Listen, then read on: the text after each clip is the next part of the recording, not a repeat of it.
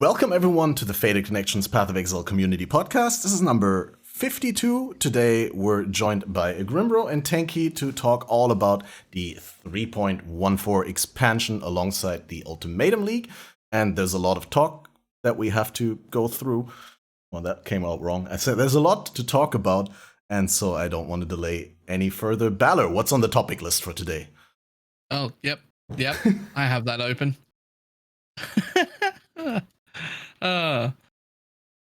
I wanted to start on what I think is the most positive note, at least for me, which is like Ultimatum itself ignoring day one of the league, because everyone was actually my most fun league start ever, but it was proper garbage and I don't want to do it again.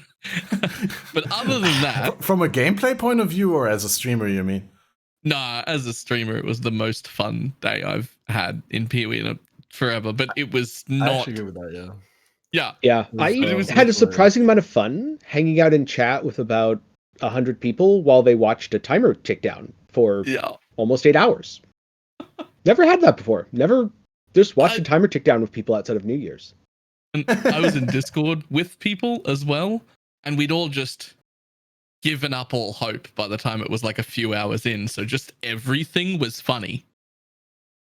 And I had that streamer queue priority stuff, and I never asked for it to get turned off because I was just dicking around and waiting for my friends to get logged in as well anyway. So we were just making memes about it constantly. They're like, oh great, 3,000 in queue, and I'm like, wait, what queue? Like constantly, but then I didn't go anywhere because like I was leveling with a group of people. I just had to wait for them to get in. So I never got in front or anything. I think I have a new appreciation. A lot of fun. New appreciation for Act 9. The amount of times I ran from the quarry to the Act 9 boss. I don't know if you guys know, but you had about 13 minutes before you were disconnected and sent back to the queue. And going from quarry to the Act 9 boss is like 7 zones. So that was like one of the hardest things I've ever done in PoE. Like beating that timer, man. It's crazy. Yeah, the timers. I mean, GGG just wanted to teach players to get good. That's the end of it. If you're not able to do the whole thing in 13 minutes, you're not good enough to play Path of Exile. You don't get to maps anymore. Pretty much. Yeah, I was like really late, and then while I was already at a low or high spot in the queue, that was super funny, by the way. I tried to change my keybind because I was like, oh, we lost Grim. Nope. Oh, lost him. Things broke. Yeah, that's the concern with Discord. But I got a proper Band-Aid solution. Bam. Here, there we go. Anyway. What I wanted to say is I was like 60, 70,000 in queue or something like that. And then I was like, okay, guys, really smart. Before we mess everything up by logging out and being back in queue when we actually level, we're going to rebind our logout to exit so that we only exit to character select, but we don't exit to the login screen. So I opened my login macro, a logout macro thing, the auto hotkey script, the LUTbot, right? And I wanted to change the keybind, and when I pressed the keybind, it logged me out.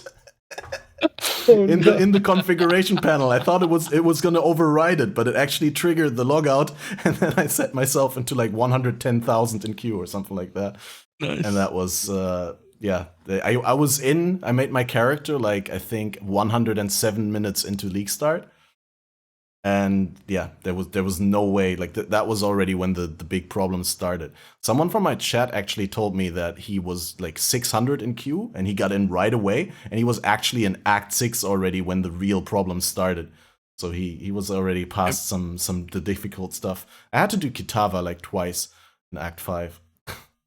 Yeah, sadly, I was not that far. I think I got to Act 2, and that was when all the problems hit for me.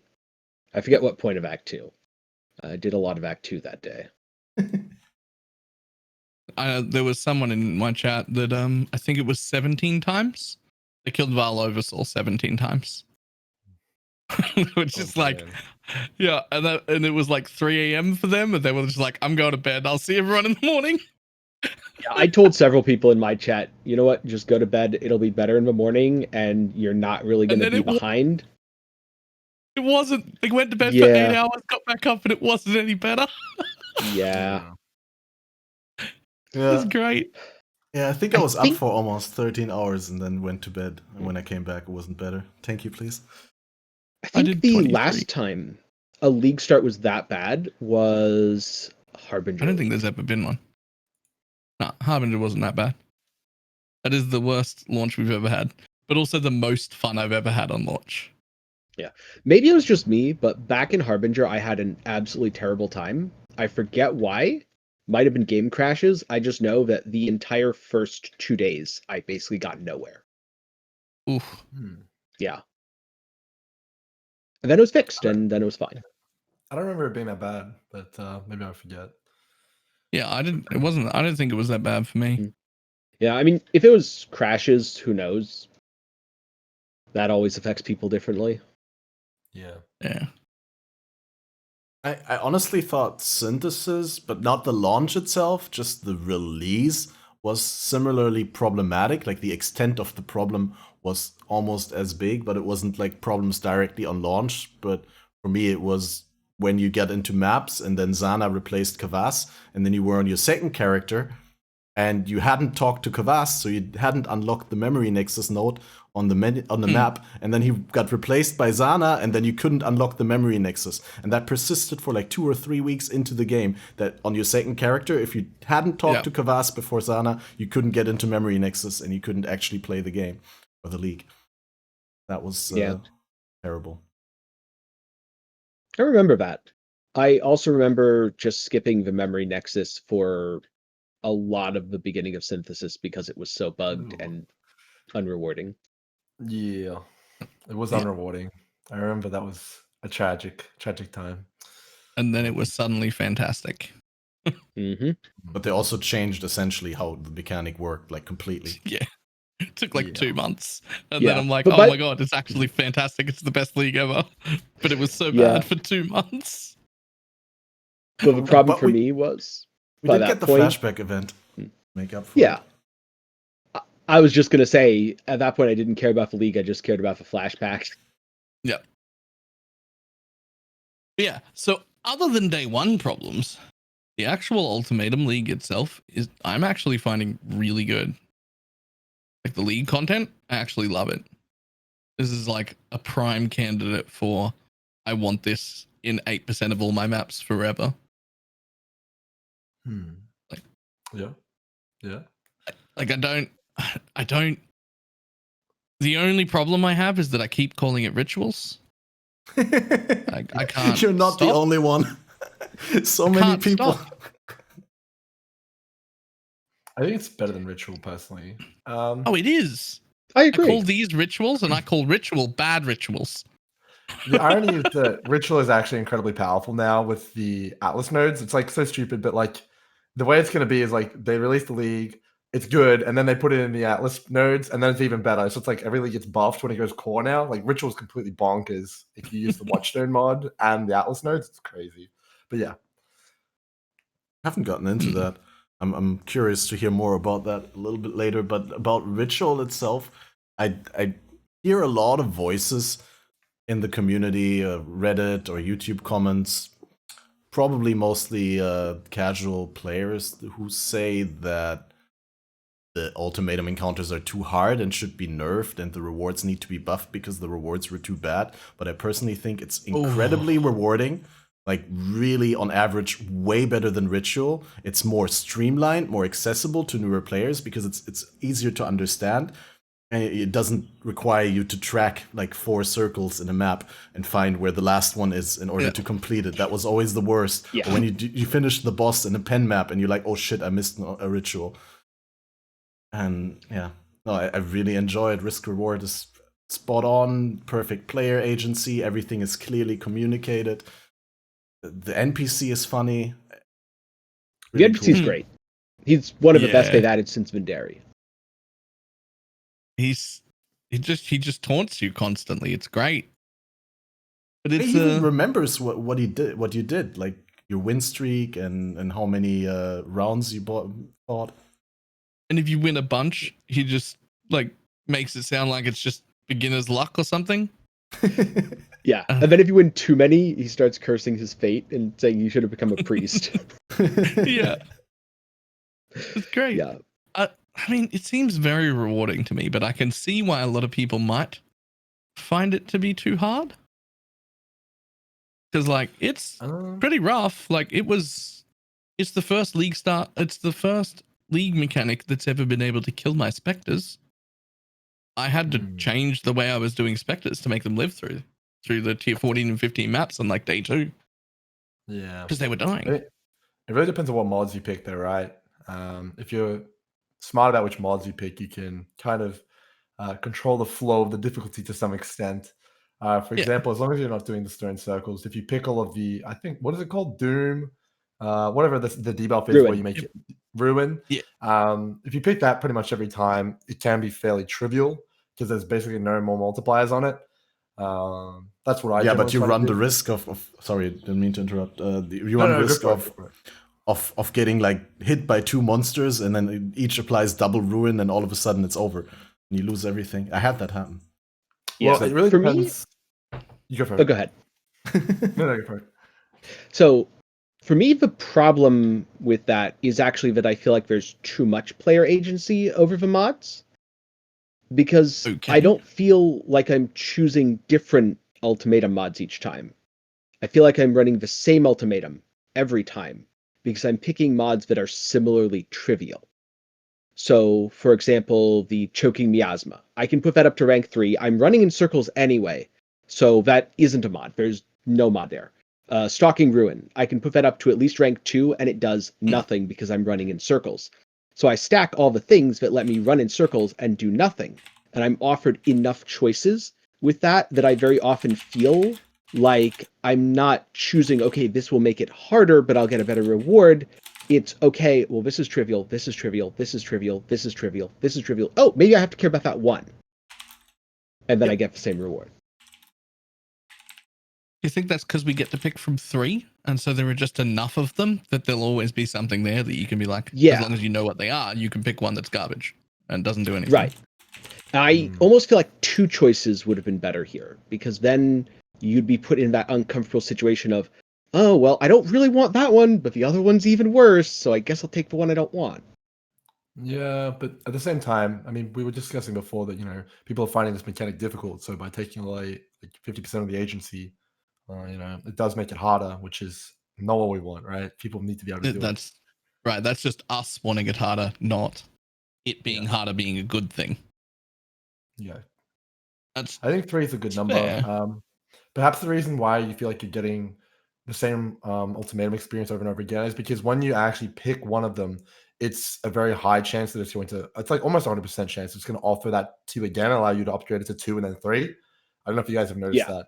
I don't think I've ever had it not offer me it again, unless it ends. I've had it a few times, but yeah, it pretty much always offers it to you. So generally it's going to be, you pick one mod, you upgrade it to 3, and then you pick another easy mod and you upgrade it to 3.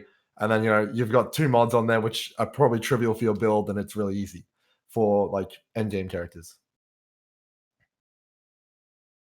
Yeah, in terms of the difficulty in characters, I'm hesitant to say that it needs adjustment a week in, because almost every single league I've played, and I've played most of them, people have said it's too hard the first week.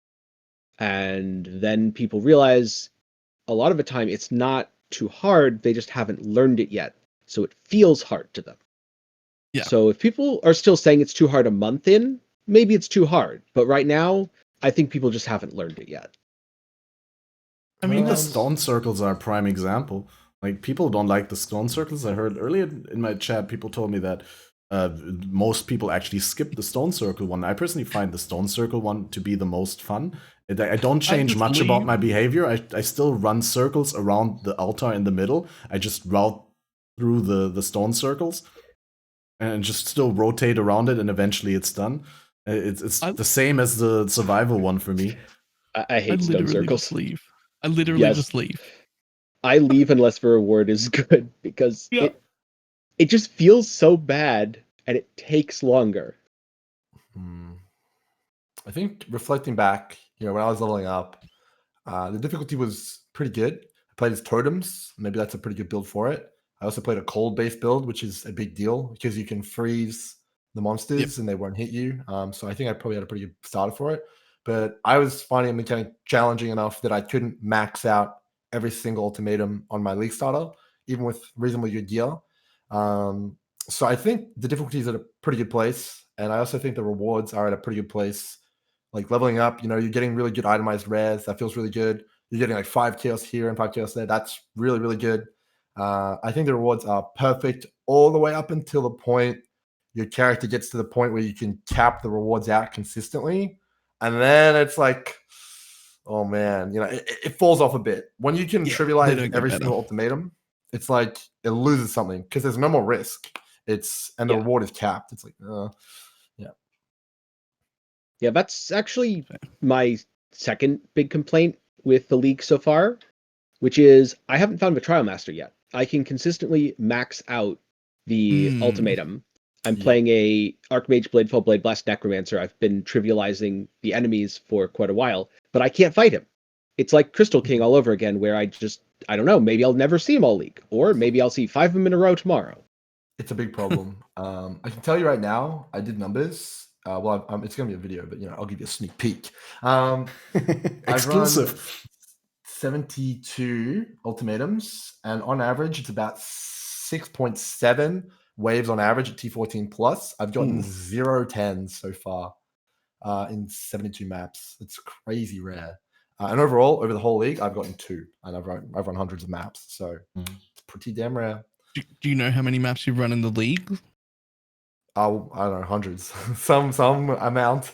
I've played a lot, so it's pretty rare. I've found 1 total so far. I'd say it's 1% or less to encounter him. Yeah. Ooh. Is there any world in which it would be better to get splinters? I was going to suggest that. It seems like a natural. I don't want splinters. I agree. I don't know if that's a dude. I don't know about that one. I feel like there should be some way, or maybe what we don't need is splinters. Maybe what we need is just some sort of system that says, if for let's pick a number, let's say 100 consecutive maps, you do not get a wave 10. Your next ultimatum, you will be told this is going to go to wave 10. Yeah, or like a button that you can activate on the ultimatum that supercharges after you've done 100 ultimatums. You can click the button, you get a guaranteed wave 10 without splinters. 100, man? 100? My goodness. I mean, that's a lot of maps, bro. Most people aren't going to be able to see him still, right? That's crazy. Yeah, that's true. But you said it's less than 1%, so and it would be at least 1%. Right, yeah. But that would just be a fail-safe, right? Like, you wouldn't take away the chance of finding it. You would just have a forgiveness system where, like, if you've gone on this incredibly unlucky streak and just not seen him, he will get forced into there at some point. That would be useful in a lot of things, to be honest. Like, a lot of things could use that. I think what I would prefer is that, just I've talked to a few people about the mechanic, and while it's fantastic all the way up until that point where your character is like a juggernaut and you just blow through it, at that point what you really want is some sort of agency over how many waves you're going to get. So whether that's like investing some sort of currency or increasing the difficulty, and like let's say you complete a 9, next time it's going to be a 10, and like kind of somehow it powers up as you do more and more consecutively. I think that's the ideal scenario. Because right now he's just too rare and we have no control over being able to encounter him, which kind of sucks. Yeah, I would like to fight him more. Especially because he seemed rewarding, but I can't quite tell yet. And the build I was running up until today anyway, like, just pushed him over. Like, my league start build was, when he summoned me into the arena, I could have probably got up and just gone and made a coffee. And he would have died while I was doing that. Like, it was a very big pushover. Yep. And so I wanted to kill him a bunch to see if he was like rewarding. But then I was like, cool, I'm getting him now. I'm at 215 maps. He'll show up again. Right? Right? Yeah. And he never came back. Definitely. Yeah, he's going to probably get buffed, I imagine. How that gets done, I think there needs to be more discussion from the community about how we'd want that to happen. Yeah. Yeah. In general, Yeah, it's better to release some. something undertuned than to then give it a little bit more. I mean, that's GGG has been trying to do that instead of releasing overtuned stuff, too many rewards, too weak opponents. And I mean, if we see a need for it, I think there will be an adjustment. I hope.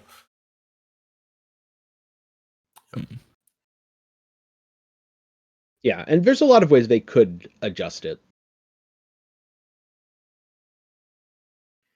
Agreed. Yeah, suggest one, or from the ones that we mentioned already. Do you have another one that we didn't mention? No, just that there's a lot of different options and avenues if you're GGG saying, well, players aren't encountering this enough, or players feel this isn't rewarding enough, to then either make people encounter him more or to make him more rewarding. It's not a constricted system, whereas to use an example of something that it's very difficult for them to balance without it messing with other things, Harvest. Because Harvest interacts with so many other systems through crafting that the minute one aspect of Harvest is better, you're potentially hurting a bunch of other areas of the game. That is fair. Should we speaking of Harvest, has anyone found any harvests that were useful? Yeah. Like any orgs, any non-ads, anything at all? I haven't found any of them, but I found a bunch of the reroll keeping prefixes and suffixes and stuff like that. Those are worth a lot. So I'll be trying same. them. I've found no OGs, no remove non-ads, but I have found Reforged keeping prefix and Reforged keeping suffix. So it took me 2 full days to buy an org attack from TFT, from the entire softcore. And it's not that I missed them. I got the first one that got posted in 2 days. And that doesn't surprise me. A little worried. Most people don't do it anymore, right? I skip it a lot of the time. Like, who here skips it? Me. I skip it. Is there anyone else? I do it every time. I'm desperate for orgs. Really? Okay, you know just me then. Yeah, I do it every time. Crafting still is. I have cluster jewels to craft. I have cluster jewels to make that people give me exalts for. Right? Like I can do so much crafting still with Harvest if those things existed. I was a big advocate of like, oh, I love the Harvest nerfs that are coming. But what they didn't say was that you also just weren't going to get any orgs or remove non-ads. And now I've changed my opinion, and I would like I want Harvest back, just like a little bit of it. Honestly, the crafts that actually require augments are fairly few and far between. I think the real kick in the nuts is the fracture one, because fracturing is a really big part of crafting physical-based weapons, and there's just none on the market. You like to make one, you actually need fracture prefix, pretty much. Yeah. And fracture suffix, while not as popular, still really helpful for certain temple bases, and I'm sad that I'm not going to be able to grab any of those because the what was it called, the hybrid like glove thing, that one, being able to fracture that, super nice. Yeah I've gone back to crafting some things like we did a few years ago. Like, does anyone remember the +2 and 30% damage gloves that you would use for the chaos damage stuff? For like Essence Drain Contagion gloves of like 2.5, 3 years ago. Yeah, I'm making those for my character right now. Gloves from like 3 years ago. I'm crafting those. I know what you mean, man. I multi-modded my bow, and I was like, whoa, this is crazy by today's standard. It's like trash when I was in Harvest. No. Oh, man. Having said that, though, there you go. So I don't really notice that much difference in my crafting, but that's probably because I did a ton of crafting during both Delirium League and Heist League. And so those were both leagues completely without harvest. And so for me, it's just like, oh yeah, I'm just doing the same things I did in Heist. I'm just spamming fossils. I'm using essences. I'm abusing Atlas bases. Mm-hmm.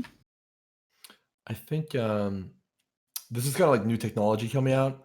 I'm fortunate enough to play with and have contact with some of the really top end crafters. The boys who make the mirror items and stuff like that. And Aisling and the unveiling and slamming with the trail, so good. It's actually on harvest level kind of tier of crafting. It's completely ridiculous. It's got like a little RNG to it when there wasn't before, right? Because you might not get the one useful thing out of those 3, but most cases you can limit it to about 5 or 6 possibilities, and you get 3 options. So there's a pretty good chance. It's an incredibly high chance that you're going to get what you want. Yep. Yeah, but it's gated behind Mastermind now, right? It is. Yes, you need it's Aisling 4, so it's hard to get, but it's deterministic. You can get it, and it's deterministic crafting in the form that Harvest was. So you can pretty much say, hey, I want attack speed on my bow, and you can slam the suffix, and generally you may actually get it. It's probably a 50% chance that you're going to unveil it, which is crazy. For a weapon suffix 5, you can limit that to 5 options, and you get 3. Yeah, exactly. It's crazy. I'm so that's more than 50% of the time you'll be successful. And it's way better than what you can craft from the bench too. So I think deterministic crafting is alive and kicking. It just looks different, and it's through Mastermind now. So that's how it is. Yeah, I've been doing a bit of that myself, and I plan to end up making a weapon where I'm going to force trigger onto it by limiting most of the common weapon options. And worst case, I can always just do prefixes can't be changed, scour, and try again until I hit it. Exactly. Yep. Yeah. Nice Exalt sync. Yeah. Coupled with the Exalt, sorry, not the Exalt, the Essence buff, to the Fizz and Energy Shield ones. And also the ability to meta lock the item, and then you can reforge it with Harvest. So you can still get Curse on the chest, Explode on the chest, and stuff like that. It's not too bad. You can craft most of the items that you'd want fairly deterministically. I think it's good. Yeah. And it feels like that's the kind of deterministic crafting. Well, okay, the Ashling abuse, maybe that won't stick around. Oh man. The rest it better. Feels balanced. It better stick around. I want it. Do you think it would be fine if we got more augments? Because now annuls are gone from Harvest, so I thought that the annuls were the big problem, or the coexistence of both specific annuls and specific augments. Do you think there would be a way that they could make them more common? Maybe by making them cost an Exalt? I think that's something that's been brought up. I think it could have stayed exactly as common as it was. I think the limits to its use were correct, but then it never needed rarity after that. Yeah, I agree with that. I do think if they wanted to make it more common and balanced by having it have a cost, having it cost an Exalt, or just straight up having Exalts now drop as typed Exalts, would also be fine.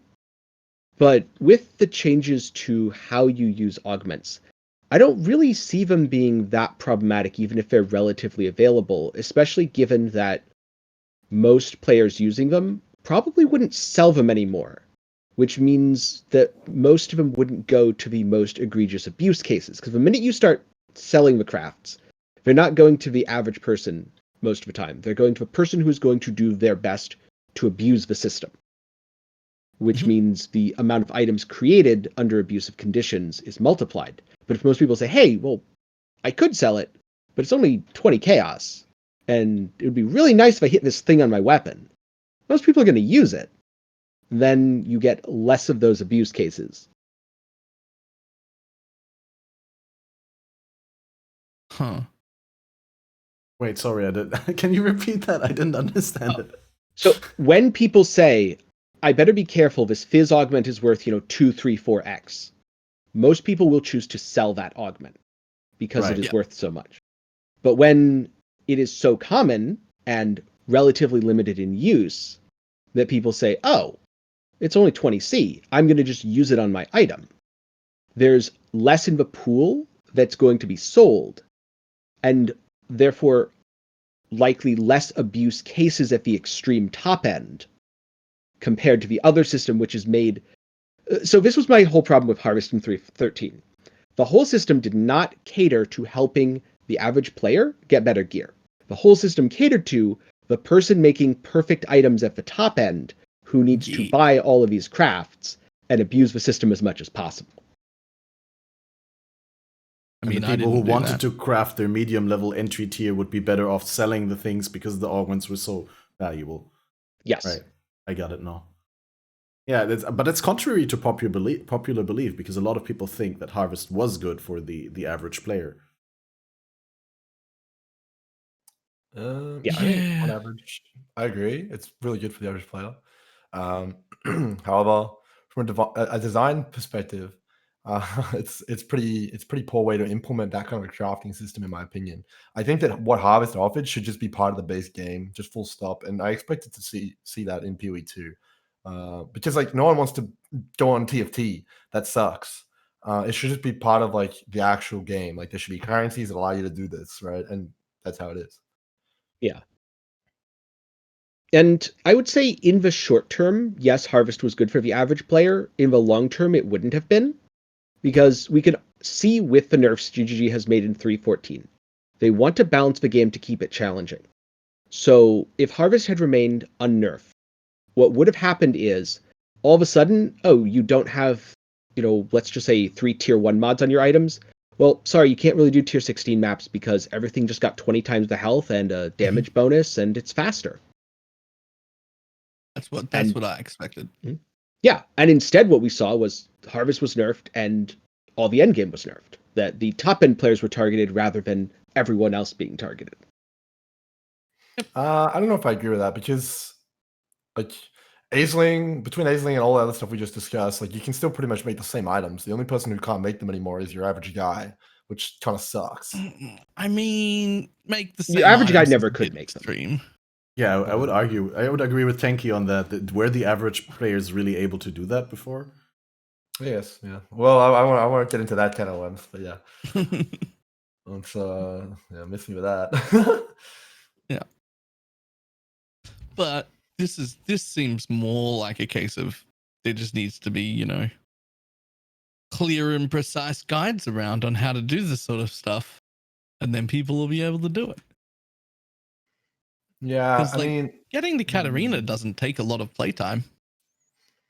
Most of the crafts are going to involve the freaking frogs, man. The cricket chimeras. It's like, yeah, okay, dude. Who wants to buy 90 frogs and go to the bestiary to imprint over and over again? That sucks. Mm-hmm. I'm reminded of my friend who imprinted, I believe it was 1,400 watchstones last league. Oh God, how? I think the Froggo is going to go next league, probably. Probably. It's a nice thing in theory, but in practice, I don't know. I mean, they already got rid of the split beasts, basically. I mean, they didn't. We can still split some things, but most of the very high value splits just sort of disappeared. So I could see other beasts getting a bit of a hit. Yeah. It'd be rough, pretty much. I forget which beast type it is, but it's the one that gives you a unique belt. That one might have also gotten a bit of a indirect nerf. Ferrocape. Yep. Yes, Ferrocape. Right. Yep. I mean, yes and no, because it got rarer, the belt, but also it's now way more expensive, so it evens out. Yeah. I'm not 100% sure on that. I'm sure someone will have to do a 10,000 sample or something, but may have gotten an indirect nerf. I heard that the belt is significantly rarer from Ancients. Apparently someone did like 20k Ancients on Standard and didn't get one or something like that. I heard that one as well. Yeah. Like it was 20K? Disgustingly rarer. Yeah. I don't know the exact numbers, but that's what I heard. Maybe it's a rumor, but yeah. Sounds terrible. It's really expensive as well right now for the belt. So I'm guessing it'll be about 220. Jeez, that's not now. I just think it will be in like 1 or 2 weeks' time. Yeah, I could see that. Maybe.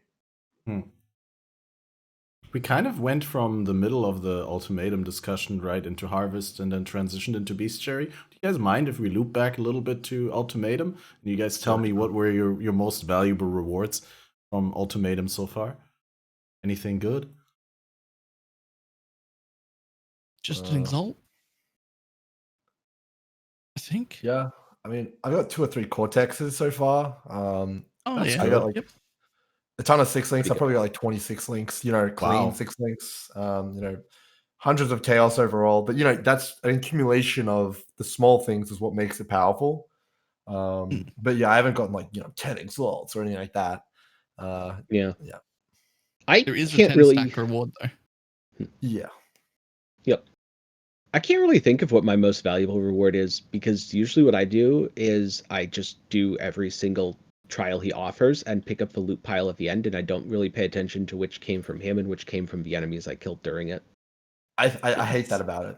I hate that you can trivialize it like that. I really wish that you could keep pushing it so you actually cared about what's on the table. Yeah, I definitely would prefer to care about what's on the table, but once I got my build decently up and running, I don't even have, I'm going to guess I have 20 to 30x in gear. It's not really all that much in the grand scheme of things, and it's still largely just ignoring the risk aspect. It's all reward, really. Yeah, it's like it went from like a high stakes poker game, like where you're like, oh man, raising it up, to being able to go all in and 100% win chance. It's like, oh, dude, Yeah. Where's the fun in that? Yeah. Yep, I haven't looked at the reward table in a while. The last time an exalt dropped, I was surprised, but it dropped out of the middle. I'm like, oh, I must have. That was the reward, I guess. Yeah, I've been there. Yeah, because I've identified with the guy in chat saying 2x and a 6 link. From you, what's 2 6 links and 1x? I think were the best rewards so far. But I also just entered red maps because I'm playing with a fairly casual approach. No, not casual, but like after the launch and then Saturday waking up and seeing things not being fixed, I kind of played, instead of playing like 16 hours back to back every day, play like 8 to 12 hours, and I put like I think 30 hours into content creation already, like into scripting, recording, editing videos and stuff. Just just doing like 2 full-time jobs instead of 3. Oh man, this league, and I'm having fun with it. It's great. And also from what Balor let me know about the end game, I think it's fine if I space myself out a little bit and don't try to rush too much.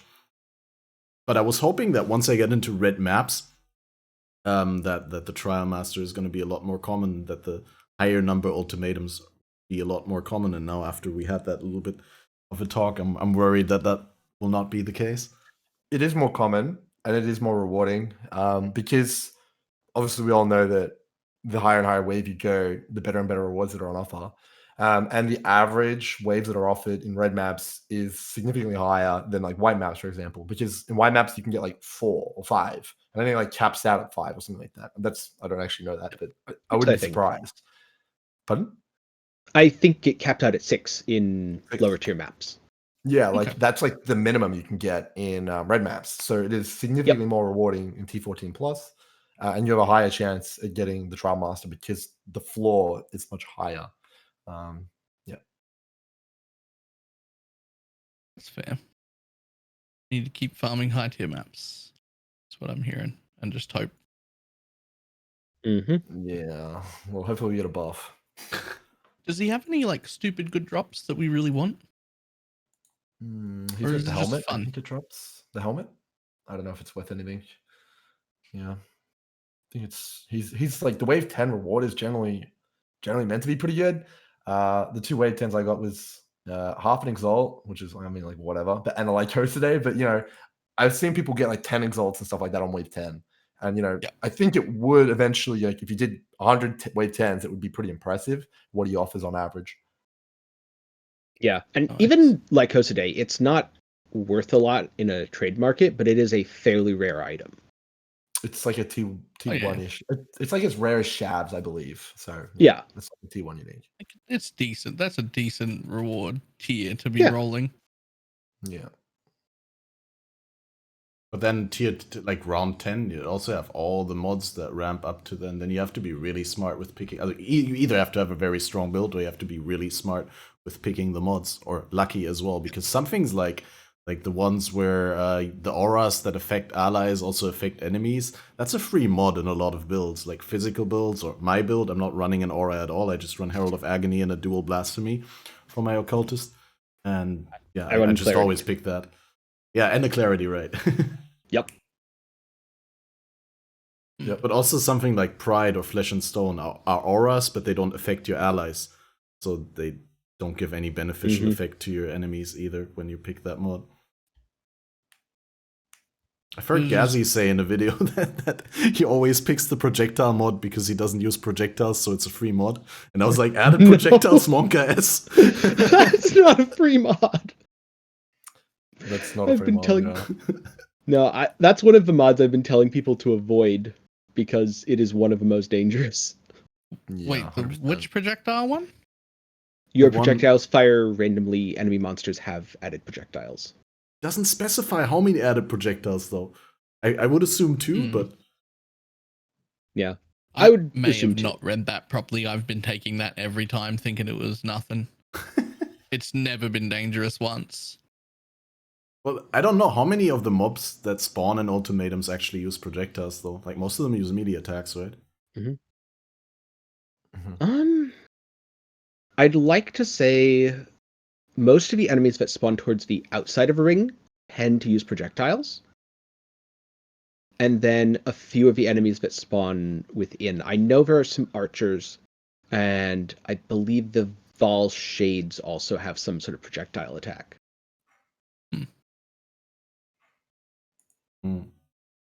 I was actually unaware that mod said, and they had projectiles. I was just like, projectiles in a random direction.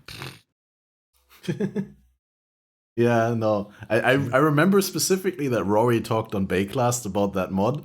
Oh, that's cool because for some builds it's like nothing, but for other builds it's like, well, a random direction that completely messes with how your build works. And when the first time I saw that mod, I was like, okay, he didn't mention that it would add added projectiles to enemy monsters, so you're basically never picking it. I mean, but just generally, multi-prod's like the most dangerous thing you could get. I'd rather have double added damage than multi-prod on any map ever. Yeah. Another one that's really, really deadly is the escalating increased damage taken, because after a little bit, you're wearing an Abyssus, but you get no damage for it. I guess it depends on your build, right? That one I actually take every single time. Really? Because you just kill them all the time before they have a chance to ramp up? Yeah, I mean, yeah, pretty much. Yeah. Yep. I probably could at this point. I guess I'm just thinking from a perspective of before my build could trivialize it, because now, okay, I do have to look because the mana one will kill me. But I think aside of a mana one, I could probably just randomly click and be fine. I think the Storm Sigils are a no-no. That shit is... Oh, I take them all the time. Really? I don't like them. I feel like the Storm Sigils, the Fire Skulls, the Ice Pustules, they're all fine at like the tier 1. Tier 2 sometimes, but I never upgrade them to 3.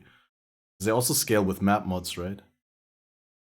The Storm Sigils, if you're doing the run in the circle strategy, if you're too fast, you'll come back and like come into one that you already previously activated and just one-shot you. Right. Okay. That's why I don't take it. Because that happened to me all the time. I'm like, oh, god damn it. Oh, I could just tank them. So I take the mod and ignore them. Right. Choking Miasma is what I always pick, because Occultist, I'm sitting at comfortable 60 positive chaos res, and the cloud is so slow that you don't even have to change your strategy. You still run circles, and the cloud never catches up with you, even on rank 3. It's just too slow. Yeah. But Grim probably will run back into the cloud. I generally take the cloud if it's survival or any of the killing ones. But on stone circles, I try to avoid that and the ghost because they're kind of annoying with the circles. Wait, didn't you say you didn't do this? You don't do the circles? I do them. Okay, Balor doesn't do them. Balor doesn't. I just hate them. Okay, you just makes sense. Hate them, but you still do them. Do them. Yeah, like, I probably should just always do them, but if the rewards suck by wave 4, so I'm just like, hey, I could just not deal with the remaining circles, because the first few aren't bad when you only have to do 2 circles. When you have to do 3 and 4 is when it gets really annoying and it just feels tedious and time consuming. And so that's when I tend to skip them if the rewards aren't too great. You're doing wave 4? I literally leave during wave 1. I click the thing, and if the portals show up, I just walk away. Yeah. I don't know. Did they, when they made the hotfix to the survival ultimatum where people generated like infinite amounts of loot and experience, did that also affect the stone circle one, and to what extent? Because it keeps spawning monsters during like you trying to complete the stone circle, so it never feels like a waste to me, but I might be hitting the hard cap relatively soon, so it might not be worth it because of that. Capped. The loot is still capped, but it's just capped at a point where it's not relevant for a normal player. Like if you're trying to complete the objective actively, you're not going to notice the cap. But yeah, if that's you're what I'm sitting there wondering. trying to kill as many monsters as possible, you're going to hit the cap. That's just how it is. Yeah. Generally, you're gonna if you're like some headhunter juicer and you're slaying everything in the circle and it's instant respawning, you will probably hit the cap. But it is whatever, Yeah, it feels like if you're hitting the cap, then you're not really worried about it. Yeah. The loot from it is completely ridiculous. The loot explosion is like 2 incursions worth, or like even 3 incursions worth of loot. If you stack that with the corrupted Watchstone modifier, the one that corrupts everything, or the 6 socket Watchstone modifier, it's ridiculous. You get so much money from every ultimatum. It's crazy. Yeah. There's so much on the ground. What, like, it looks like a little 3D circle. Yeah, it's crazy. It's piled so high. It's really awesome. Yeah, I've been telling people who said that it's not rewarding whenever I run a full ultimatum, even in like a yellow channel or waterways, then I will just get at least two tabular cards from it, from the loot explosion.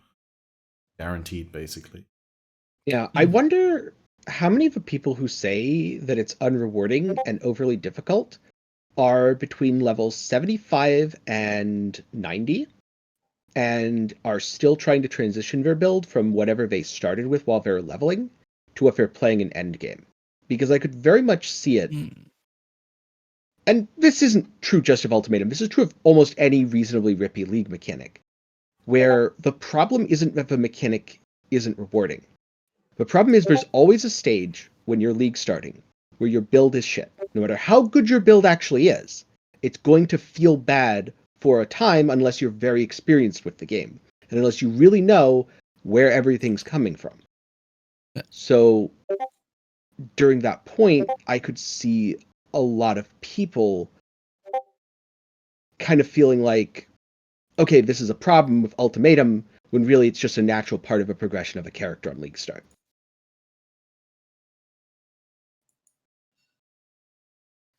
I mean, I think I don't know. I've talked to people who say it's not rewarding, and guess who they are? Guess who the people who say they're not rewarding is? It's all the 100% deli juices, man. They're the people who are saying it's not rewarding, for me at least. Yeah, because like but that's when you because compare, their content has been taken away from them. Yeah, and now they can't run. They've got nothing left to run. Yeah, for me, it's mostly been people who tend to re-roll 3 times by now. And tend to run into that sticking point with their build, and instead of facing it head on, look to greener pastures. And so they never get far enough into maps to get to the good ones, and they never get far enough into the waves. Like, most of them say that I do wave 1 and 2, and that's it. If you're doing wave 1 and 2, maybe it might seem unrewarding, but that's kind of like saying that, well, farming Blood Aqueduct is unrewarding compared to tier 16 maps. You need to give it more time, and you need to progress your character and judge it fairly when you get to, I'm doing every wave, and it still feels unrewarding. I do agree, if you're used to doing 100% deleters, yeah, it's going to feel pretty bad. But for most people, I suspect it's going to feel pretty good once they get to the strength of their character, where they can do most waves consistently. Yeah. There was definitely an area. There was definitely an area on my Spectre build where I couldn't do all the waves for a while, and it didn't really feel that great. There's the part where they would just die because I was too. And I just had to sort of power through until I could change into clusters, and then, I can do everything again. Fantastic. Yep. I had a similar thing. For me, the entire time in white maps, I was pushing to like wave 3 or wave 4, and I was like, super scared. But by the time I had unlocked Uberlap and done Uberlap, got my Malediction for the cursed enemies deal reduced damage, and got my dual curse blasphemy, temp chains, and feeble. Then I just went into yellow maps and just all the way through, every single time, except for when it's very limited space. Like I did skip one earlier, for example, in a laboratory map, because it was on a tiny little island and I couldn't maneuver at all. I had stupid mods, so I was like, okay, there's no worth rewards. I'm just gonna end it here after round 2 and do it in the next map, because it's in every map anyway, because it's the league. So don't have to feel bad about skipping it. I mean, if I get a ritual and I don't do the rituals because it's a malevolent ritual, it's gonna feel bad, because it's a great thing to happen that you get that, and you should be doing it, or at least trying to do it. And you kind of feel bad if you don't. But this, I'm just like, okay, pop in the next map, let's go. Yeah, that is one nice thing about a league mechanic being 100%. You, almost always can just be like, all right, I'm skipping this one. I say almost always because in Harvest League, it felt really bad to skip harvests. I didn't have any problem. I skipped it a bunch. I mean, what do you mean skip, right? Because you can pick up the seeds and do it later, right? That's what I did all of like week 1. I would like pick all the seeds and then do the harvest later and plant them all.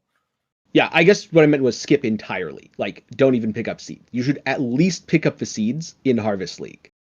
Yeah, they were free currency. Of course you pick them up. Yeah. Yeah. It's why Harvest League was one of the best leagues for people who didn't want to do the league mechanic, because it was just free money. Yeah, because you just didn't do it. You just pick up the seeds and leave. Mm-hmm. Yeah, I never skipped picking up the seeds. And then can we take a moment to quickly talk about how awesome the time stopping mechanic is? I've been missing this time stopping stuff since Shaper, but like now that it's in the game for this, it's so good. You can just you can read chat, you can interact with people, you can answer questions, you can level your gems. Yeah. It's so good. You can read the actual league mechanic instead of hoping you don't die to a rat that you didn't see, like with Betrayal and Incursion and so many leagues. Yeah, and Zana offers. So good. I want it everywhere. Everywhere we need to freeze, I need that mechanic, please. It's perfect. Yes. It's actually perfect. So I don't know if anyone else had this, but I did run into a couple issues with it on day 2-3. They seem to have been resolved now, but a couple times I was killed during the pause. I found out later that was because some influence mobs were not being frozen, and they could just attack you while you were paused. I would assume it's been fixed by now. Has anyone else experienced that? No. I had one where I was like, okay, this is pause and I really need to go to the bathroom, so I'm gonna go AFK now. I'm just gonna zoom in and put my break screen on and just leave this pause scene with the little particle effect animation. It's gonna be Pog. And then once I was done setting everything up, my game crashed. Oh no. Oh no. Nice. That lines up. But other than that, it's been really good. Like outside of the league launch specific issues, I feel like the league mechanic works really well. There's very, very few problems with it on the technical side. Yeah. Very well executed, feels good. I did have that mod out though, right? What's the mod they took out? Sorry. Razor something. Yeah. I remember picking that one on day 1 and it just one-shot me instantly. And then I never picked it again, and then they removed it. So what did that mod do? It puts big saw blades up that go around the arena and do a lot of damage, but they also don't move that quick, and they're super obvious and easy to dodge, except that they were underground. And so you couldn't see them at all. And so You'd just be standing there, and then you'd be dead. Nice. Oh, I have a similar feeling though with the frost pustules because they're so tiny and so gray. They remind me of Delirium on release because it's just so hard to see, especially if you're doing the ultimatum during Delirium with all the fog. I mean, luckily the fog kind of gives way to the ultimatum encounter, but still. Do want to? I have to have that freeze mechanic. I'm hoping that this freeze mechanic though is a test. Yeah. And that they like it. And now when I talk to a syndicate member, I get that. Yeah. Right? The board opens, the whole game freezes in the background. Yeah. They'll probably have to do a little bit of technical work for getting that to be okay in multiplayer. Yeah, it's not going to work. It's not happening, Balor. Multiplayer makes that not possible. Because every time you open it, it'll freeze all of your boys. It's not going to happen. Yes. Well, then maybe it only freezes in multiplayer when everyone talks to the master at the same time. Like if all people coordinate and go click the master. Or maybe it doesn't freeze in... Right now it freezes the whole map. The Shaper thing freezes the whole map. Why would it be any different? The reason it works for Ultimatum and Shaper is because it's like it brings the whole party in, right? And everyone's there. And for Shaper, in theory, everyone should be the boss, right? But for Shaper, people hated the mechanic, right? They absolutely hated it. So I think that's a bad example. But yeah, I don't think it would work for Betrayal in multiplayer, and I don't think they'll add it for that. It only really works for Ultimatum because everyone gets ripped into the Ultimatum arena. Yeah. So what if for single player there was the freeze, but for multiplayer there wasn't? Because the assumption is, well, you're talking to Zana or the Betrayal board, whoever's with you can protect you. Yep. Yeah. I guess I'd be on board with that.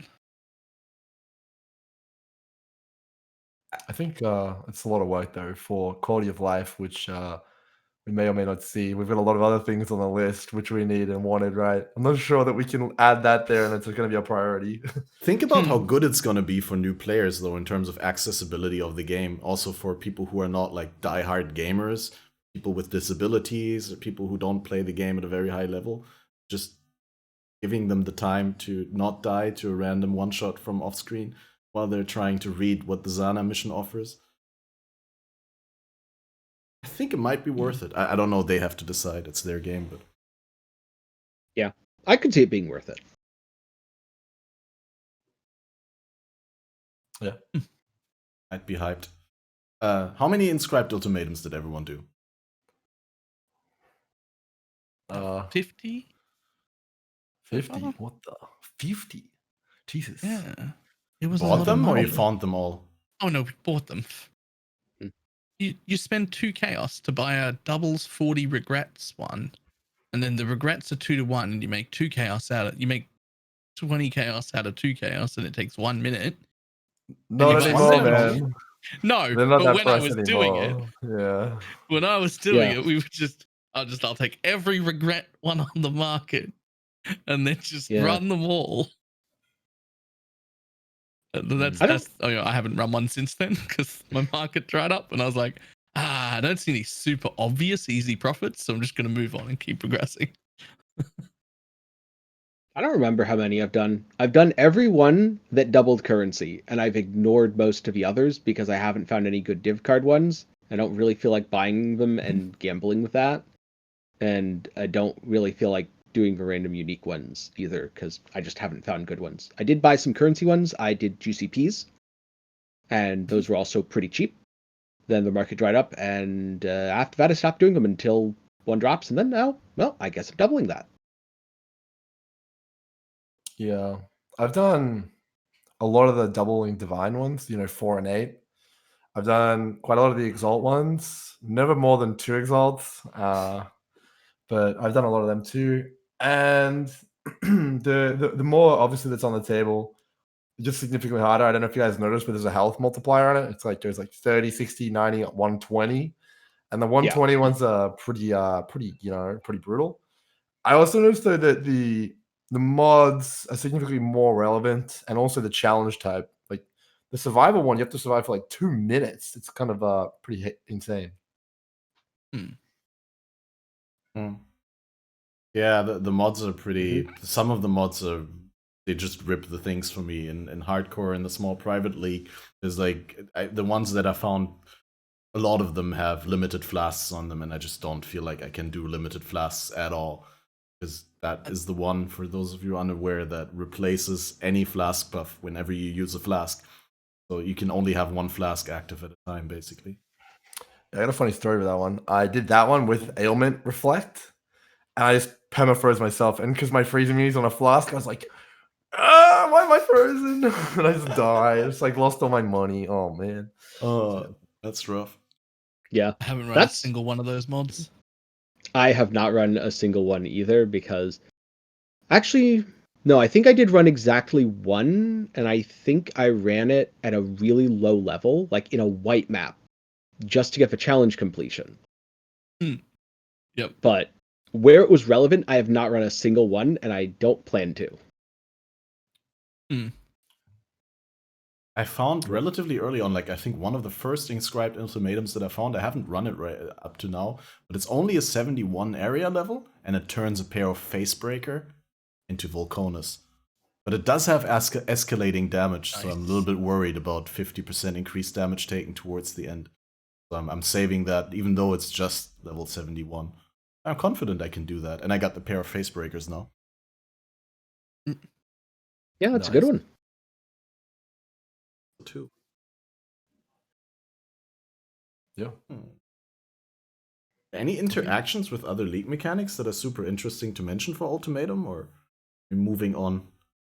I guess Delirium, if you want to go there, or Beyond, I suppose. They don't actually fill up the bar for Delirium, I noticed. Like the mobs don't really count in the ultimatums, but you do get stimulation responses from the explosion. So that's, I guess, relevant.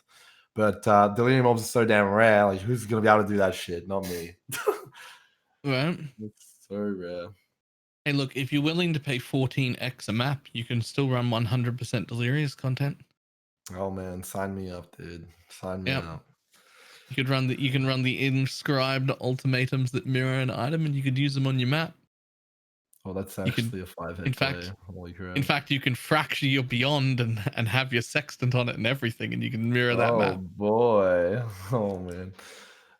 I mean, they are currently 14x. They were 10x yesterday. They'll be 20 in 2 days.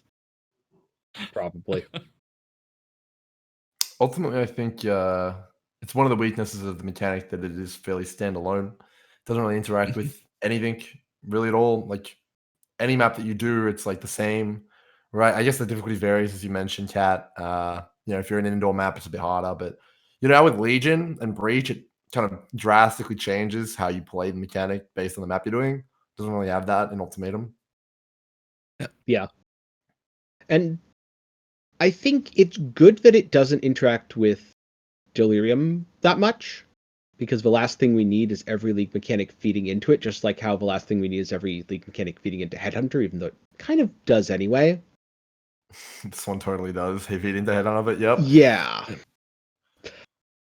But it seems like there was an attempt to keep it from feeding into Delirium. I have gotten some progress after starting an Ultimatum. I can't tell if that was just incidental or if it gives a small amount of progress.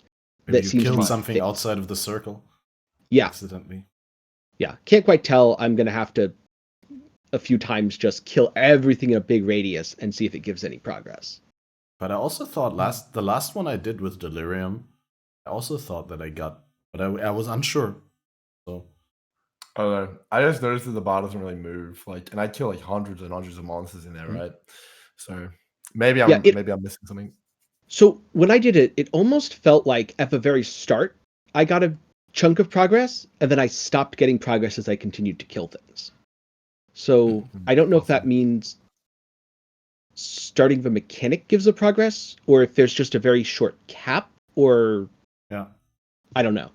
Possibly a cap to how much Delirium progress you can get from Ultimatum encounters.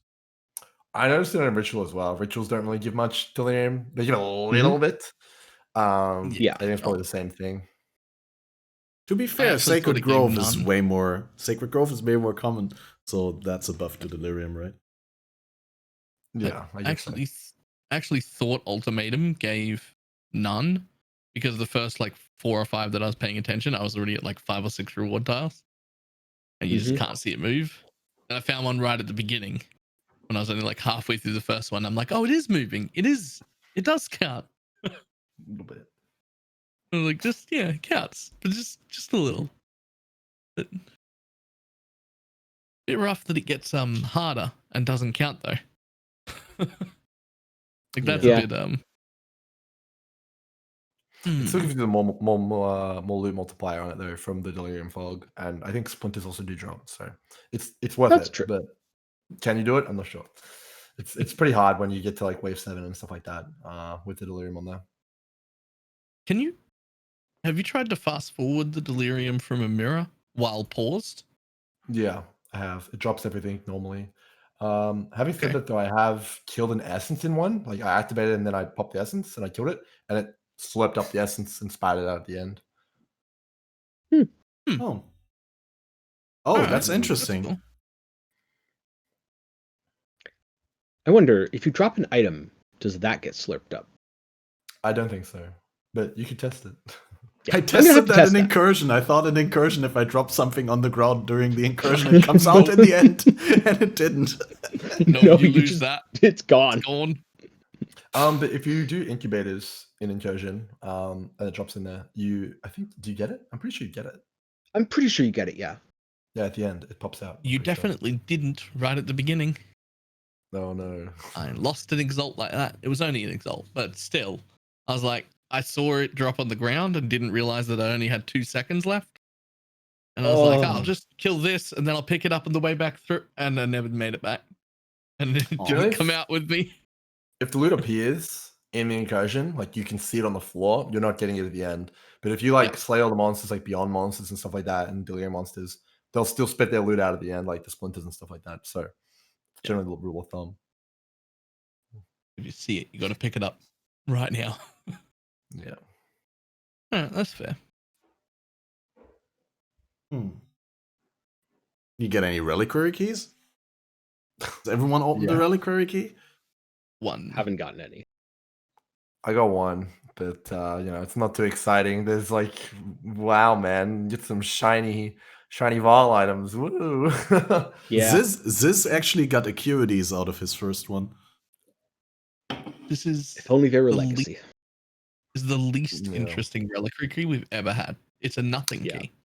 They seriously overhyped it. I don't know what they were thinking with that trailer. I mean, okay, dude. Yeah, when Chris said it's the most valuable ever, I was expecting legacy acuities in it. Right? Nope. I was like, legacy combs, let's go. I want my 1,000 life chest. Yeah, I mean, that's what it had to compete with. Yeah, it's actually a false statement because it's not the most powerful ever. It's actually the weakest ever. So he's actually It's literally the weakest reliquary key we've ever had. It only gives items that I can actually get now anyway without it. Yeah. But they're shiny. Literally the weakest. Yeah, they're shiny. Yes. Great. I've had a shiny obliteration orb. Not one. Shiny what I get? I can't remember now. It was worth 5 chaos. The non-shiny version.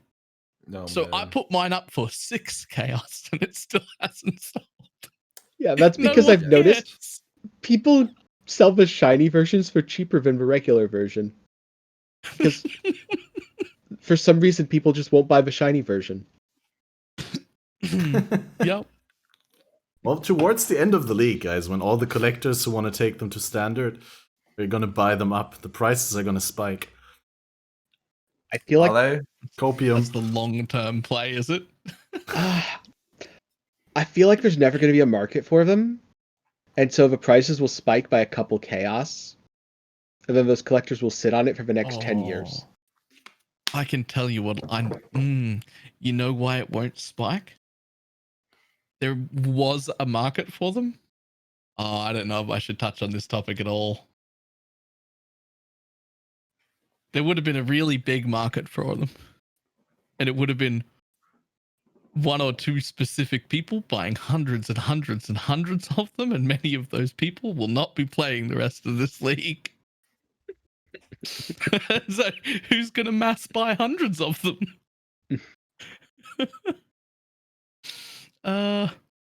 Because that's what it would be. It would be gambling. You're just buying hundreds and hundreds and hundreds to make content. Like they're not actually worth what they're worth now. They're already overpriced. I think they're a pretty boring key because we know the rates, right? It's not a gamble. It's just like, you can mathematically understand like what the averages and stuff like that is. So it's kind of like pretty boring. Yeah.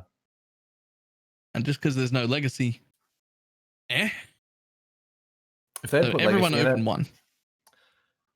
if they put legacy in it, I think it would have actually done a lot for the league because we would have had a new archetype of builds. The Val builds would have been online because of legacy, Soulcatcher, and Ripper. And that actually probably would have done a lot for people who are like, I have no builds to play. Because we would have something new. You could do like Val Stormclaw, Val EQ, all sorts of stuff like that, and then be actually like pretty pog. But yeah, like why didn't they make him legacy? Dude, it was right there. Oh man. Yeah. I guess I could see if it's equal weighting, but they didn't have to make it equal weighting. They could have made, legacy at Series Acuity. 5 people are going to get it in the league. It's so rare that 5 people total are going to get it. But those 5 people get to ignore everything in the game. Legacy Soul Ripper, it's as rare as a Headhunter. But people will get it, and people will make builds around it. It's going to be awesome. Yeah, they should have done that, man. It would have been so damn cool to make Val builds again. Yeah, I really wanted a Val build.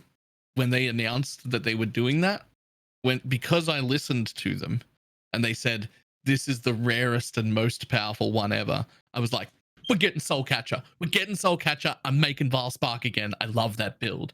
And then it just didn't happen. And I'm like, oh no. No. We were betrayed. Yeah. Where's my Soulcatcher? Very, very sad. Very sad. But you can get the very powerful upgraded versions of some uniques, like both Prophecy and Incursion Tempo uniques. I see the enthusiasm on your guys' faces, but like at Series a Reflection or like Coward's Legacy or stuff like that. I'm not excited. The problem for us is we could just buy those if we want them. Yeah, I know it sounds bad when you say it like that, but yeah. Maybe I'm just too easily excited by stuff like that. It's just that they already exist. Yeah, but not foiled. I mean, the foil thing's kind of a meme, right? Like, I personally, I don't have any preference for the foil or non-foil, so it doesn't. It's like I got nothing. Yeah. You don't have a huge collection on standard of unidentified sixlings? No, dude. I don't shit. It's just that's the graveyard, dog. Yep. It's just the foil versions don't even have alt art. They just look different in your inventory. They don't change the way your character looks even. Yeah, if they had alt art, then I could see it having value. Yeah. But not for me. But like someone would be real excited about it. It wouldn't really have value for me either. For me, when things go to standard, I'm like, well, that's cool. I'll link it to someone in 3 years to show them how much the game has changed. And that's about it. Mm-hmm. Yeah. I still have amulets and quivers with crit multi that goes up to like 70%. And somewhere I think I have a rarity ring. But I never do anything with any of it. I just go, oh, hey, this used to exist. I just have a quant gem. Just one. Just one single quant gem. That every now and then I see on standard when I'm organizing tabs, and I'm like, oh man, I missed the quant gem. I actually, one of my things which I think would actually make the game so much better. I mean, maybe people disagree, but I actually think they should never have removed Legacy League Reliquary keys. Like that level of rarity of an item, that level of chase, for a Legacy Combs or something like that is incredibly cool, in my opinion. And I wouldn't even. They could make it 10 times as rare for the key. I just want it to exist, and there to be a chance. Exactly. Yeah, I think that'd be cool. I guess I don't remember the exact drop pool. Maybe there's certain items that because of the way the game's changed, they'd have to. Was Vinktar's part of that one? If so, that should definitely not drop. Well, I mean, you think Acuities is fine, but Vinktar's not? It's the same thing. I mean, Acuities is fine as a once-off, not a every league thing. Yeah, if that makes sense. You can see how rare it is, right? Yeah. But yeah, I'm much more okay with super game-breaking things that happen once in a league, as opposed to super game-breaking things that happen as part of the core game. Like Headhunter? Is that what about that one? Yes, I'm against Headhunter. Yeah, I think if Headhunter's fine, Acuities is fine, and everything else is fine too, right? If it's rare enough. It needs to be rare enough. But yeah. Because at the end of the day, it's a video game, single player for the most part. If it's fun, why not? That's my opinion. But yeah. So if it gives people something to aspire to, I agree with the general notion that you brought up that there's not enough chase items in the game. Yep. Here's a big kicker, and this is something I'm not going to speak forever on because it annoys people. And I've spoken too much on it the last week, but that whole like chase thing to acquire, there's a problem with that now for at least like the very, very top players now, which is they kind of made the really, really, truly difficult content so inaccessible that no one can do it. Literally no one.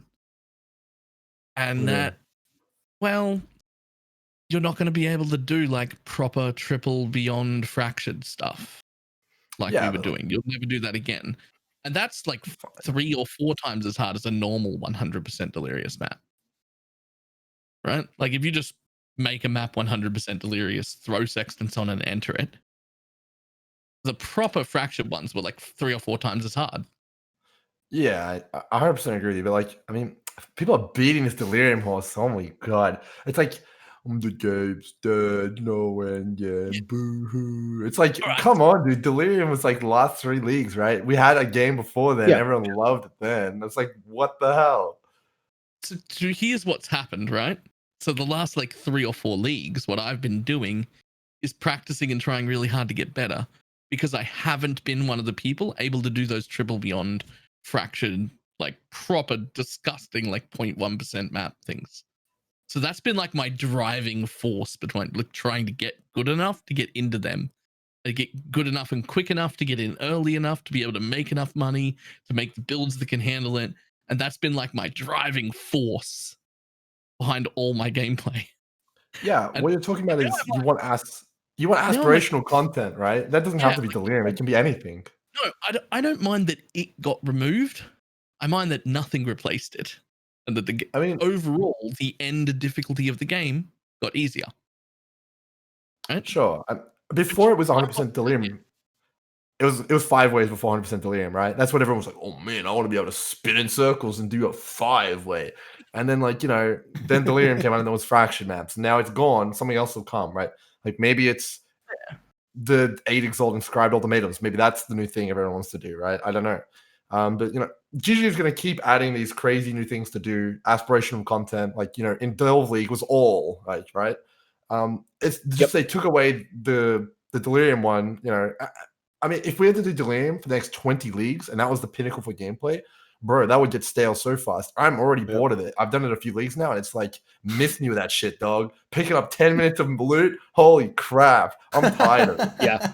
I didn't do it as much as most people, but even after last league where I made one build that was optimized for delirium, I didn't even want to do the 100% delirious fractured. I 100% could have, and I just didn't because I would rather just bounce around my Atlas and do other stuff because it was so boring to me. And admittedly, I have the luxury of I don't have to map for any of my currency. I know enough about crafting that I can just sit in my hideout and my money just goes up as I make my build. But it also means that I can kind of look at it as I'm not excited for this content because it gives me money. I look at it as, does this content engage me? And I mean, at first the 100% delirious stuff did, but it got old pretty fast, faster than I expected it to. It certainly has been a while too that that's been the thing. Mm-hmm. It's just a little tiny bit sad that it didn't really get replaced this league, but it sort of just feels like they had to sort of tone that down because otherwise, and that they've got a plan for something else that's going to be difficult, but otherwise it would have to be more difficult if they didn't get rid of it first. Well, yeah, I agree that it sucks that it's gone, but like, to be honest, like delirium completely wrecked the game, right? Like the amount of loot, like everything became worthless because like 1% of players was smashing these maps and just flooding the economy with this bullshit, like Zolf's breach and shit. Yeah, multiple headhunters per map. Yeah. The rewards were like, off the chart. It was absolutely. Need to go. And now it's only the difficulty that I wanted to stay, not the rewards, right? I mean, do some inscribed ultimatums. Do the 8 exalt ones, right? That's gonna get your blood pumping, right? Like if you fail, like whoa, holy crap, you just lost all that money. So you need to build a character that's worthy of it. And I think that's that's pretty pog. Going in there and slaying a circle 1 8 exalt gamble, it's gonna be intense. Give it a go. I guarantee it's gonna get you blood pumping more than Delhi. I love that brings an aspect of hardcore into softcore, that it brings this fail state with it, where you want your build to be good enough to reliably complete it, not complete it on like with good luck and good mechanics, but also on the off chance that you fail, that or like you don't reposition enough, you tank 1 attack too many or something like that you still want to be able to do it, because otherwise you lose all your investment. Yeah, exactly. Yep. Okay. Big question. Okay. Why are people buying the 8 exalt gamble inscribed things for 8 exalts? They're not. I mean, I don't think obviously that's dumb, right? Maybe the challenge, I don't know. But when I looked at them yesterday, they were 5x, right? Yeah. But if you put yours up for 8, it'll sell. I mean, why? Why would they do that? I don't know. That's why I'm asking. All risk, no reward. Interesting strategy. That's a bold move. Maybe they just want to get good at the content. They look at it as a sort of tuition fee to do the encounter and learn the encounter before everyone else, so that later on they can make the big bucks. I don't understand. I just don't get it. But if you put them up for 8, 1 every now and then will sell. And then you'll just sit there looking real confused, because why would you pay the amount that you would? That's the profit margin. The profit is 8. If you pay 8 to get it, your profit is 0. That's the maximum amount you can make is 0. I had the same when I was practicing the Maven fight on standard. Like the Maven fight was more expensive than the average return, just because people wanted to practice the fight. I mean, it's not the same because it's not exactly like a boss fight. It's an ultimatum in a separate map, so I don't know how different it is from regular ultimatums, right? Nah, Balor, there's 1, 2 up, 3 up for 6 exalts, 4 up for 6 exalts, 5. Yeah, no, they're all at 6x. So the ones for 8 are already bought. Yeah, dude, crazy. No, that's a healthy margin. 2x for like 5 minutes of your time. If you've got a build that can do that, bro, you're rich instantly. Yeah, if you can super reliably do it. Yeah, actually, I know people who are doing it. Guess what build they're playing, dude? That are doing the 8 exalt ones. They're playing Cold Dot Vortex Occultist, and they're just smashing them. That makes sense to me. Yeah, it has been one of the builds that has been the most popular for a really long time for boss killing and delving on hardcore. And what you need for boss killing and delving on hardcore? Reliability. Yep. It is super tanky, that build. Yep. Yeah. I think tell you what's not tanky. My Death's Oath Occultist. That might be getting changed. Yeah, beef up, Bella. It's not good. Maybe should make a Death's Off Juggernaut, like I did in Delirium League, and die in a yellow map. Because you don't have your endurance charges up, and you try to adjust the sound settings while the Delirium already started, and monsters are walking up to you and hitting you.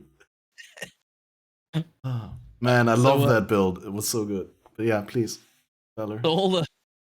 All of those things are just gamble currencies. We've got gamble currencies and change uniques, and that's pretty much it, right?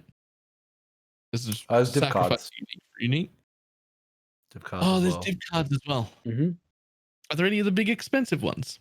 Yeah, Nurse, Doctor. I think House of Mirrors is in there. I'm pretty sure. Ooh, those would have to be difficult, I would hope.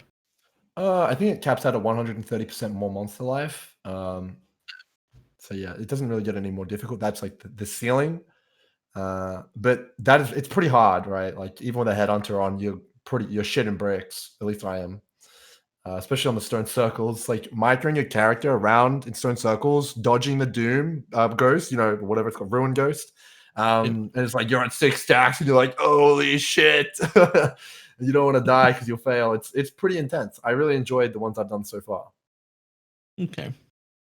All right, you've motivated me to actually put effort into a good character instead of just making trash and just doing normal maps.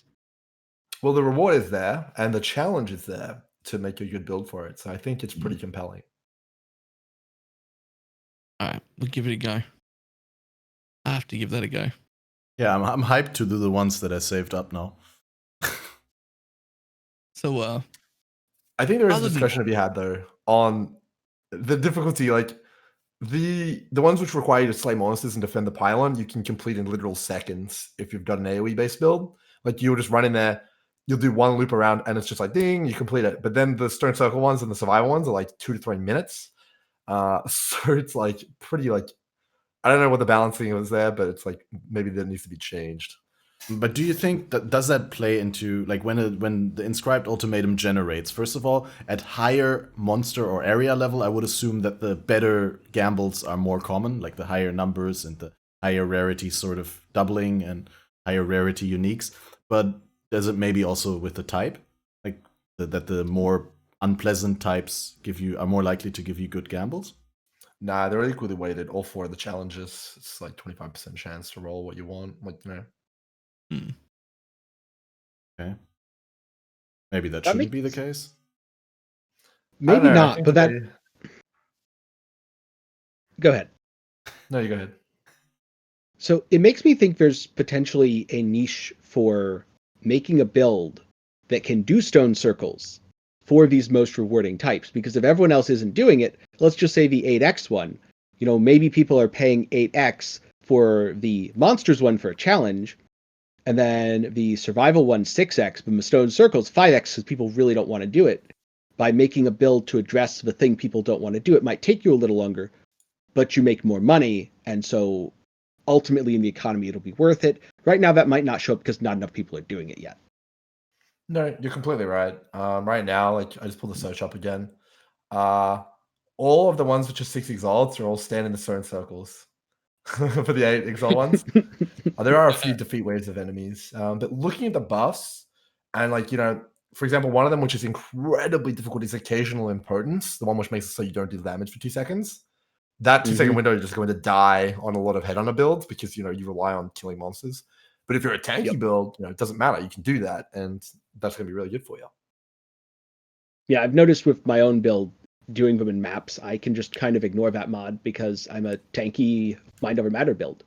Yeah. It means I shouldn't turn Righteous Fire on and nuke my own regen, but aside of that, pretty safe to do it. Yeah, so it does self-balance a little bit, so I guess you guys are right. Maybe it's not a problem.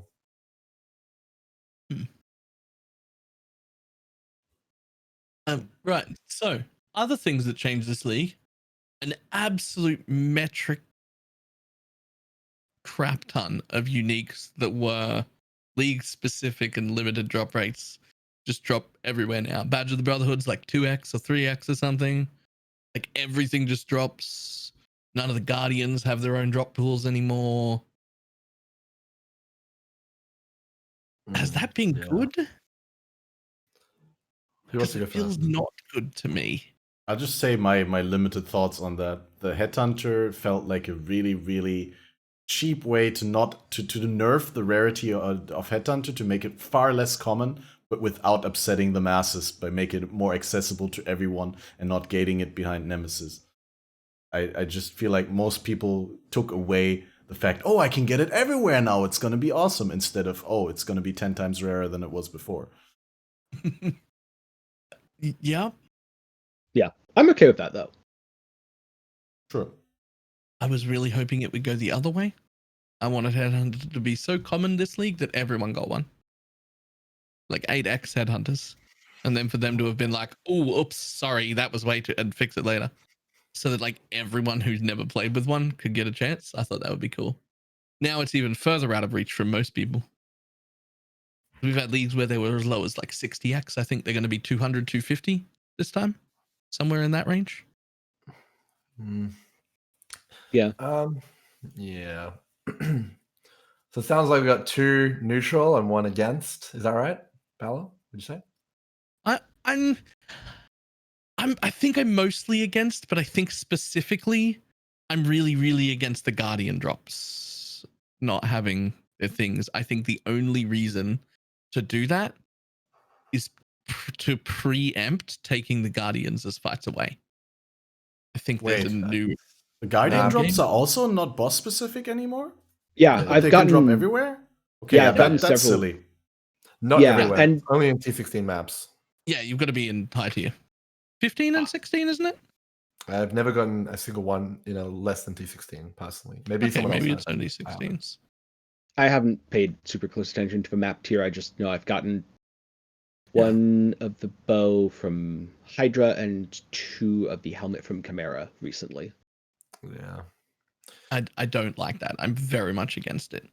Yeah, I'm also against boss drops being added to a general pool. In terms of arrest, I like that Headhunter is super rare because there's a lot of people that I have seen who have, in a league where Headhunter is more common, saved up for the Headhunter, and buying that Headhunter has been the reason they've quit. Because their whole goal was, I'm going to play all league, I'm going to save up for a Headhunter. By the end of week 1, they have the Headhunter. By day 10, they're bored of the game and done playing because they've achieved their goal.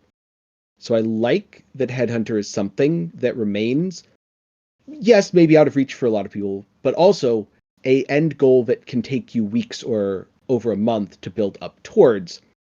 I'd rather see more things like that added for people. And I don't want it to come at the cost of boss drops.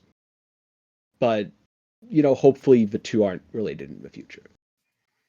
It's been brought up a lot, like the whole thing of making boss drops accessible from anything outside of the boss. I think Zizaran, every time he's on the podcast, strongly speaks up against boss drops being able to come from divination cards that don't drop from the boss. Like that you can get any sort of boss drop from a divination card set out of stacked decks feels cheap and devalues the boss kills as an achievement. I agree. I think, first of all, I like that it's more accessible for the general player base. I think it's good because you can make your build easier. That's really good. Is it though? Well, yeah, I'm going to say that's a bad thing. Not Headhunter, but everything else is. I think it's good because people don't really get as much time to play and accumulate a lot of currency. So, if they want to use, I don't know what a good example is, like what's the bow called where you put the 2 swords together? What's that called? Arborix. Oh, Arborix. You like your average player can afford an Arborix now, right? I think that's good. But I absolutely despise the change personally. Like by myself, my opinion is that it's awful because it actually takes away some of the cool content you could do in the game. Because like maybe you were farming those Elder Guardians to get those swords for the bow. I think that's pretty cool. Personally, and now there's less incentive to do that difficult content, and like 5-way drops, for example, or the Delirium, the Simulacrum drops. I think it's like crazy that they just gave them to everyone in like every map. You just dropped an asylum on the ground in a random map. You're like, okay. There's less incentive to do a larger variety of content, and also the more difficult content, which kind of feeds into the conversation we were having earlier, that there needs to be more aspirational content in PoE, like things that you need to do that are hard. And they just took away reasons to do that. That's a very good point, Grim, because that's also diametrically opposed to the philosophy behind the reward system improvements, where they were like the very specific best rewards from a given league-specific content should only drop from that content, i.e. Stygian Visors only dropping from Abyssal Depths and getting the best rewards only from Syndicate Mastermind and only being able to get the most fossils from Delving, for example. And I don't understand how they can, on the one hand, decide that that is a change that needs to happen, which I very much agree with, and something that we've always brought up. So why do I get more Temple Incursion unique Incursion rares from Heist than I get from Incursion? That makes no sense, right? So I really appreciate that they decided to bring back the league-specific rewards to the league-specific, but then at the same time, they take a lot of the league-specific uniques that were, like you said, incentive to do that content, and then make it just something that generically drops. Yeah, and that's why I kind of led with the accessibility thing, because the uniques are more accessible now, so that is good. But I don't think it's a good thing in the case of boss loot, though, because if what an about item is Gentle Touch, the gloves, the exploding gloves, like those were like 10 exalts. How much are they not? I mean, they were like 20C last league. The Gentle Touch. Yeah. I mean, not at the start of the league, but maybe later on, I guess. At the start, they were a couple X. They dropped very, very quickly. Okay. Yeah, maybe. Yeah. It was, in that case, mostly due to the fact that you could just make an exploding chest for like 70C. But the reason I say that boss drops in particular shouldn't be super accessible is very few of them are things you need to enable a build archetype. So if we look at an item like Shavs, that needs to be accessible because there's so much support and build archetypes built around its existence. But no one needs a Bottled Faith. All Bottled Faith does is it says your character is objectively this % better. It's not interesting. It doesn't interact in any way. You are just objectively better. And a lot of boss drops have been designed with this idea. Now there's a few, like Snake Pit comes to mind, that's maybe more build enabling. Maybe what we need is a complete rework and overhaul of boss loot so that the things that are build enabling drop everywhere and bosses have more consistently strong items that people will go after. I guess Indigon, arguable, Eternity Shroud, arguable because it's kind of really strong, but also kind of garbage. But it feels like the idea of... I can name like 10 uniques which are build enabling, like Volcanus, Pleasure Hands. Like these two are build enabling and build like for Archmage for the Pleasure Hands. Like, so I think those are perfect examples which are now in the drop pool, which are now more accessible for those builds. You can get them going. Pleasure Hands always was, though, because it had a div card. True. But it was still very expensive, right? Usually, start of a league, yes, but very quickly, no. And I really hesitate. It's like 228 chaos right now, right? So it's like still pretty expensive, even being in the global drop pool. Yeah. I also hesitate to say that it's build enabling in the same way that something else might be. Yeah, I mean, fair enough. I mean, yeah, Pledge of Hands is pretty. But also, I do very much like the things like we got a Badge of Brotherhood drop on like day 3 or 4, and instead of bothering to sell it, it was already down to 2x. We just threw it in guild, and it's still sitting in our officer tab. Someone's going to make a build with it. It just wasn't worth enough to give up, and we thought it might go up. Maybe people are overreacting to how common it. Nah, it just stayed there. It's cheap, but that means tons of people who could never play, 9 in power, 9 endurance charge speedy builds could now pick up a badge. And that's cool. I like that. It's really just the boss dropping stuff I have an issue with. Most of the league specific stuff is iffy. I wouldn't have made the choice, but I'm not like super against it. It's just the boss drop stuff that makes me feel like it doesn't make any sense. Yeah, in terms of something like badge and something that isn't tied to a boss, I'm also totally fine with it. And why kill a boss in Path of Exile if it's not to get an item that is objectively strong and that other people can't get? I realize that, yes, that means some people won't be able to get boss items, but if everyone can just get the boss item from something else, why even ever kill that boss? What's the point? Which is currently what I'm experiencing with Shaper and Elder bosses. The league start plan that I had was just to farm Shaper and Elder bosses on repeat, because I made a build that could very easily do the, assisted ones and wouldn't have a problem, and I was going to get there by like day 2 and farm them, and it just wasn't profitable at all, because you just had the fragments, and those alone didn't cover anything, and none of the boss drops that we made tons of money out of selling were worth anything, because everyone else was getting them too, because they were just on the ground. Yep. Yeah, yes.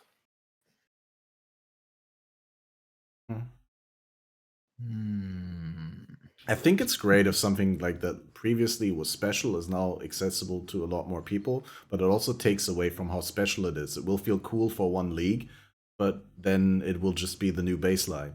And the game will also be, like Tenkiei brought up with the harvest, right? If it's supposed to stay at that power level and at that level of how common it is, then eventually the game's balance is also going to accommodate that power level, and it's going to be the new expected thing. So, I mean, PoE has always had a history of things getting watered down over time, like enemies and bosses and items, and then new things being added on top that are the new peaks, the new mountaintops that you want to get to. But yeah, I don't know how I think about that.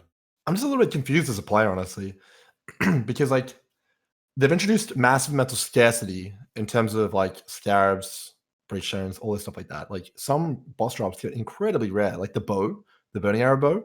My goodness. And then other drops, which previously used to be scarce, are now abundant because they added them. It's like I'm kind of confused. Yeah, and the shield, the blood magic shield, it's still like 300 chaos. It used to be like 4. I think they upgraded that to a T1 unique. I think they put it in T1. We trolled PoE Ninja to try and figure out like who's using this. What's the disgusting build that's slipped around without me knowing about it? Nothing. There's no more people using it than normal.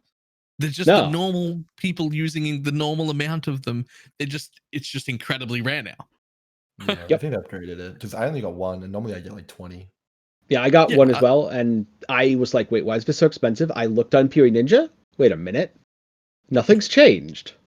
Yeah, so, no one special's using it. It's just expensive as hell. Yeah. I mean, that's like an indirect nerf to Aura Stacker. In terms of Catmaster, your point about content being diluted, the best example I can think of is Delve. Delve is still incredibly, incredibly diluted, even after the buffs. It does not feel particularly worth it or rewarding unless you're going to all in on just that one content type. And even then, I haven't ever done that and just all in, okay, my entire league's going to be Delve, but I bet it feels a lot less rewarding this league than it has in the past.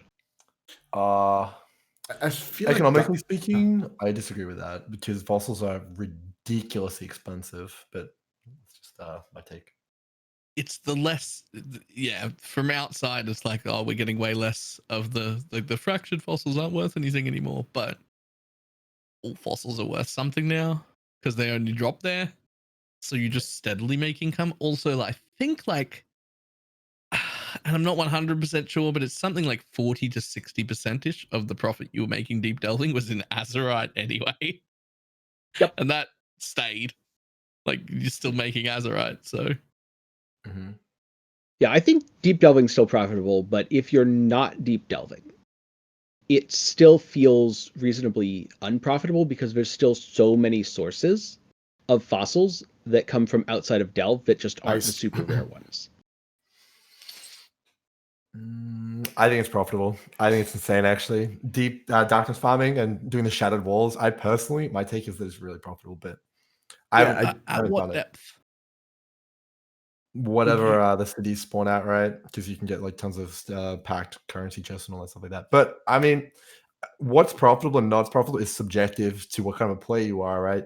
If you're sitting there making 10 exalts like you are in hideout from your crafting, I guess maybe it doesn't look that good. Yeah, that's true. And I guess another aspect of it is how often I see fossils in my rituals, how easily I can just go to Simulacrum and get fossils, and Simulacrum's pretty profitable. So maybe because I know of all these other ways to get fossils, that's why I'm looking at it as, I'm not sure about this. It still feels weaker than it should be. Like, I bound fossils right now are 8 chaos each.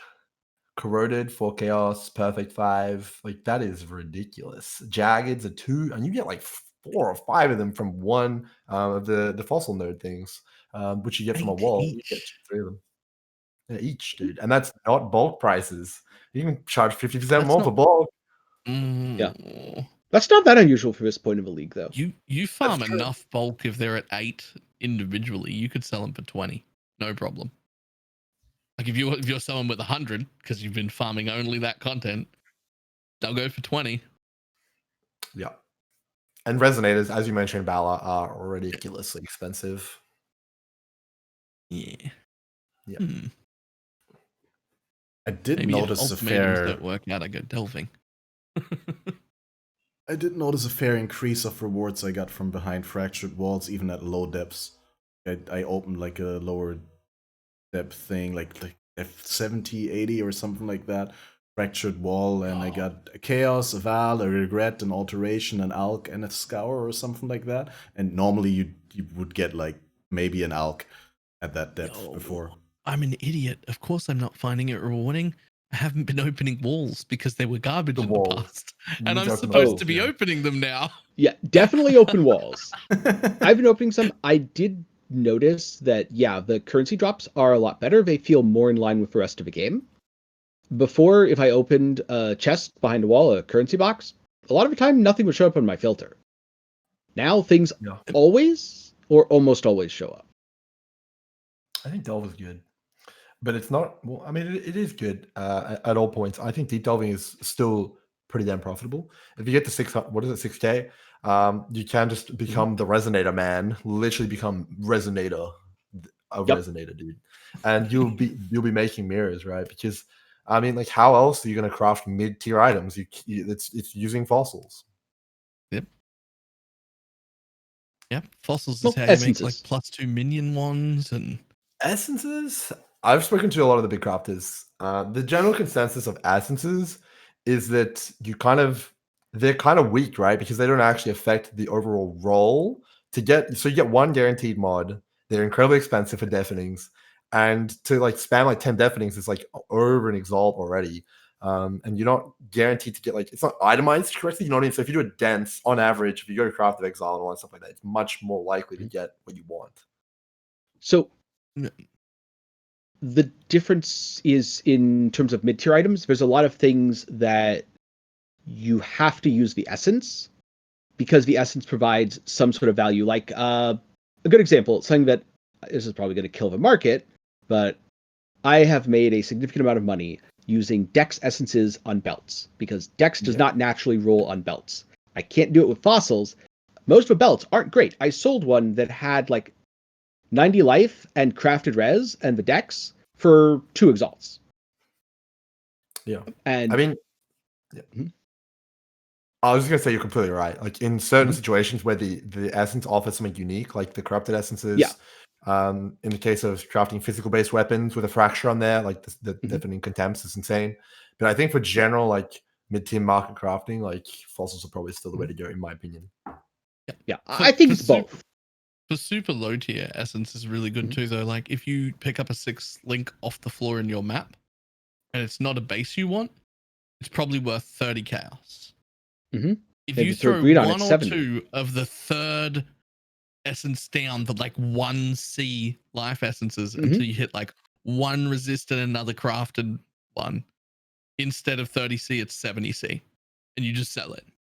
Yep. Like, but people are still selling. In fact, if you only had 100 C to your name, I guarantee you could just go and buy 3 of them and like spend 90 C on that and buy 10 essences for 10 C, and that would be your 100 C, and just roll those 3 and resell them for 70 C each. Like it's absolutely like in the like mid low tier type gear, essences are really easy and good.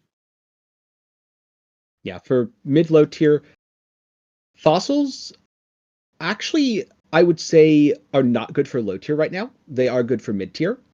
Harvest is very, very, very good for low tier. Starts falling off for mid tier and then recovers for high tier.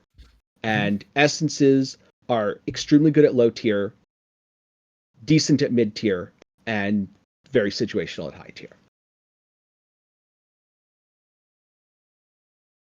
I remember the one essence. Was it the essence of Delirium that got the more damage on low life mods on helmet or something like that? I remember reading that and People and I were super hyped because we were thinking where you can force that mod and then you can fracture it with Harvest, and then you can use Essence of Horror for the 30% more elemental damage to socketed gems. And you have both mods on there, but now you have to get the fracture, which you can't. Yep. Though there are still some abuse cases with that. Man, there's still so much to craft. Yeah. Yep, there's so much to craft. Like, people said, oh, you're not going to be able to make any sort of conch effect helmet. Well, for a lot of builds, if you're a low life build, you don't need to make a conch effect helmet anymore. Because you can just do exactly what Catmaster said. You can fracture an essence mod, use a second essence, you've still got a pseudo 6 link, still pretty good. Yeah, fracture there. Yikes. Oh man, finding a fracture on TFT. Has anyone actually done though? Like, because what you brought up, Grim, earlier with the factor is that with TFT and with stuff not being available, we don't know how much of that is attributed to the Harvest nerf and how much is because of the perception of the Harvest nerf that makes people just go like, Harvest, I'm not investing in that. I'm not spending time with that. I'm not trying to sell the crafts anymore. But I'm spending my time farming essences or farming something else. Like, do you think that once people invest fully into Harvest and spam Harvest on the map device, every map, which basically is paid for by Ultimatum, right? Like the average return from Ultimatum kind of covers the cost of Harvest, I would say, the 12 chaos. Do you think we'll see it? Honestly, I don't know. I think the actual crafts you're speaking about are incredibly rare. I'm yet to see a T4 seed or know anyone who's gotten a T4 seed yet.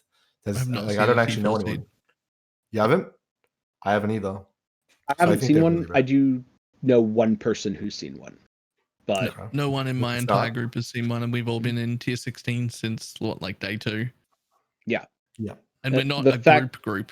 We're like all individually mapping on our own mapping characters, and not one found. Are you forcing Harvest on every single one of your maps, though? No. I'm just curious, like, if someone was to do that, and you do 200 maps with Harvest guaranteed, do you see something? That's the question. No, because I feel like we would have found one or two things by now that would have led us to think, could we invest into this heavily and get a bunch? We've seen 0. Like, that's like actually 0. Yeah. And that's and I mean, I know one person who's seen a tier 4 seed, but I know nobody who's seen an AUG. So yeah, it could just be that one person got really lucky. We have had one AUG in the entire group of 5 people. Single AUG. It wasn't one of the ones we wanted. It's like AUG Lightning or something.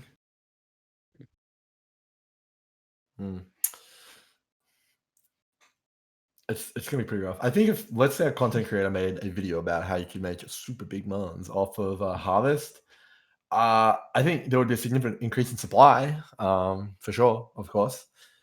But right now, the perception is that Harvest is a joke, and for most people, on average, doing Harvest, it is a joke. So until that perception changes, I think that we're going to see massive scarcity in all the crafts continue. So do you think a decent amount of the scarcity is the perception it's garbage, so no one invests? Yes, I do think that. And so if a lot, you would, like, if I was to invest in like 200 and like prove it was good, you think TFT would pick back up and people might be able to find crafts?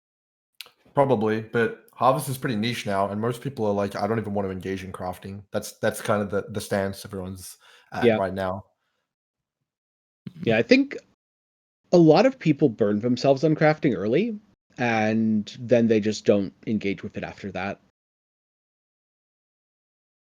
Yeah, just most of the stuff is just as doable. Well, not all of it, some of it's pretty tough now without Harvest, but you can get kind of similar results.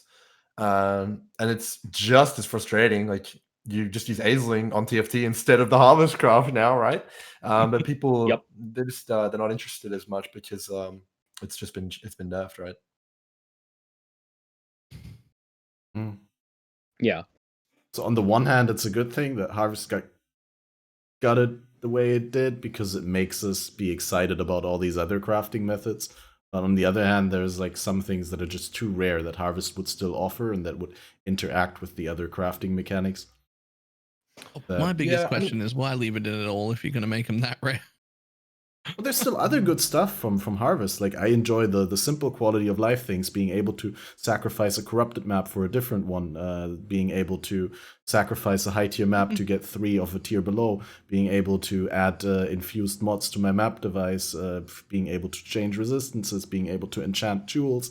There's so many good things that Harvest still offers, I think. It's just not quite as good as before. It's like 10% of the power level that we had before from Harvest. So obviously, if you directly compare it with how it was before, it will feel dull. But I think in the context of the game, it doesn't need to leave the game. It doesn't need to go. It's not worthless just because it's not as OP as it was before. That's fair. Yeah. I would say, though, that it does feel a little bit strange because of the way that they sold it in the development manifesto, where they talked about, we're nerfing Harvest, we're taking out the clearly broken aspects, but we want players to engage with it, and we want players to craft with it, so we're making it more common. And a lot of the actual engagement didn't really change in terms of reforges. Reforges do not feel any more common because I get them more often, but I get less of them. And, swapping resists, I get less of them, but I get them more often. And then Augs are super rare. So if the goal was to make people engage with it more, I feel like it hasn't really hit the mark. I think, okay, that trailer, okay. To say this in the nicest way possible, like the guy who made that trailer had a tough job. The ability to dress up nerfs is pretty hard, right? Because a lot of the things, the loot buffs, the loot reworks are nerfs. The essences are all rarer. All the delirium mobs have had different loot tables. The Harbinger, even in the foreboding incubators are nerfed. So like it's pretty difficult. Like they had to nerf the game, right? Well, apparently, and to get people hyped for nerfs. How do you even do that, man? Right? Like they did a good job. I was hyped, but it is nerfs. Yeah. I'm still hyped though. Like I was hyped, for example, let me pick up the example again with the Stygian Vises only coming from Abyssal Depths. So I went my first Maven 3-way was in Turn's End, and I directly invested into Abyss, right? And then I did another one and invested into Abyss. You get like 100% increased chance for an Abyss to lead in Abyssal Depths. You generate some more Abysses, right? I put my Abyss Scarabs, which are part of the game now, I put them into my Turn's End maps, and I was really hyped. Dude, it's like 1 week in. I don't have a Stygian Vise. I never found Abyssal Depths. Every single abyss leads into a chest. I don't know. Even with the 100% increased chance, I'm not getting them. And I know that a lot of people are not going to enjoy that. But to be fair, like I'm really masochist when it comes to Path of Exile, and I really enjoy struggling for a longer period of time before the game kind of flattens out. I kind of like the climb to be a little bit longer. So I don't have a problem with it, but I can understand that people get frustrated. The problem is, man, with all these nerfs and like pretty much the whole deal and why people are like feeling this like burnout, right? You see it on Reddit and all stuff like that. Is that Stygian Vice, man? It's like super duper special now. It's like, whoa, holy crap! That's gonna be badass when you get that shit, right? You're gonna be like, oh hell yeah, my Vice! I've been trying to get this for days. But the thing that makes it feel bad is that you had that like so easily before, right? So it's for like 2 not years. special. Exactly, for 2 years. Yeah. It's not special, but then it is now special, right? Like it's a disconnect, right? It feels bad, man. You reckon and that's like just after a league of having this, if they don't change anything back, it'll just, because it becomes the default, we'll just feel less bad about it? Yes. Over time, I think it'll feel way better. It's just like, yeah, definitely. Shock of it happening now. Yeah, 100%. Yeah. Because there was the same kind of shock and reaction when fossils were nerfed and all the fossil-specific mods went away. But it wasn't felt as much because at the same time they were adding in the new influences. So, you lose... Right. If they hadn't added the new influences, everyone would have been like, oh god, crafting's dead. I think what happened this league that makes people notice it more is that this league we're not getting the new thing, I would guess because there just was not time to scope all of these balance changes, and also all of the new systems that these balance changes are, paving the way for.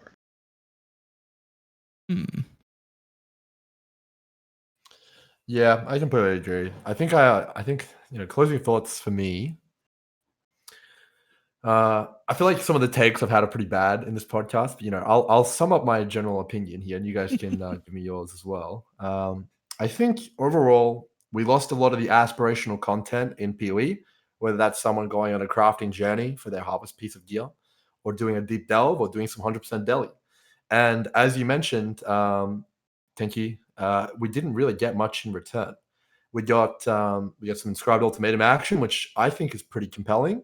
But that's not going to make everyone happy, right? That doesn't solve the crafting issue. Sure, we got some of the Aisling stuff, which is pretty awesome.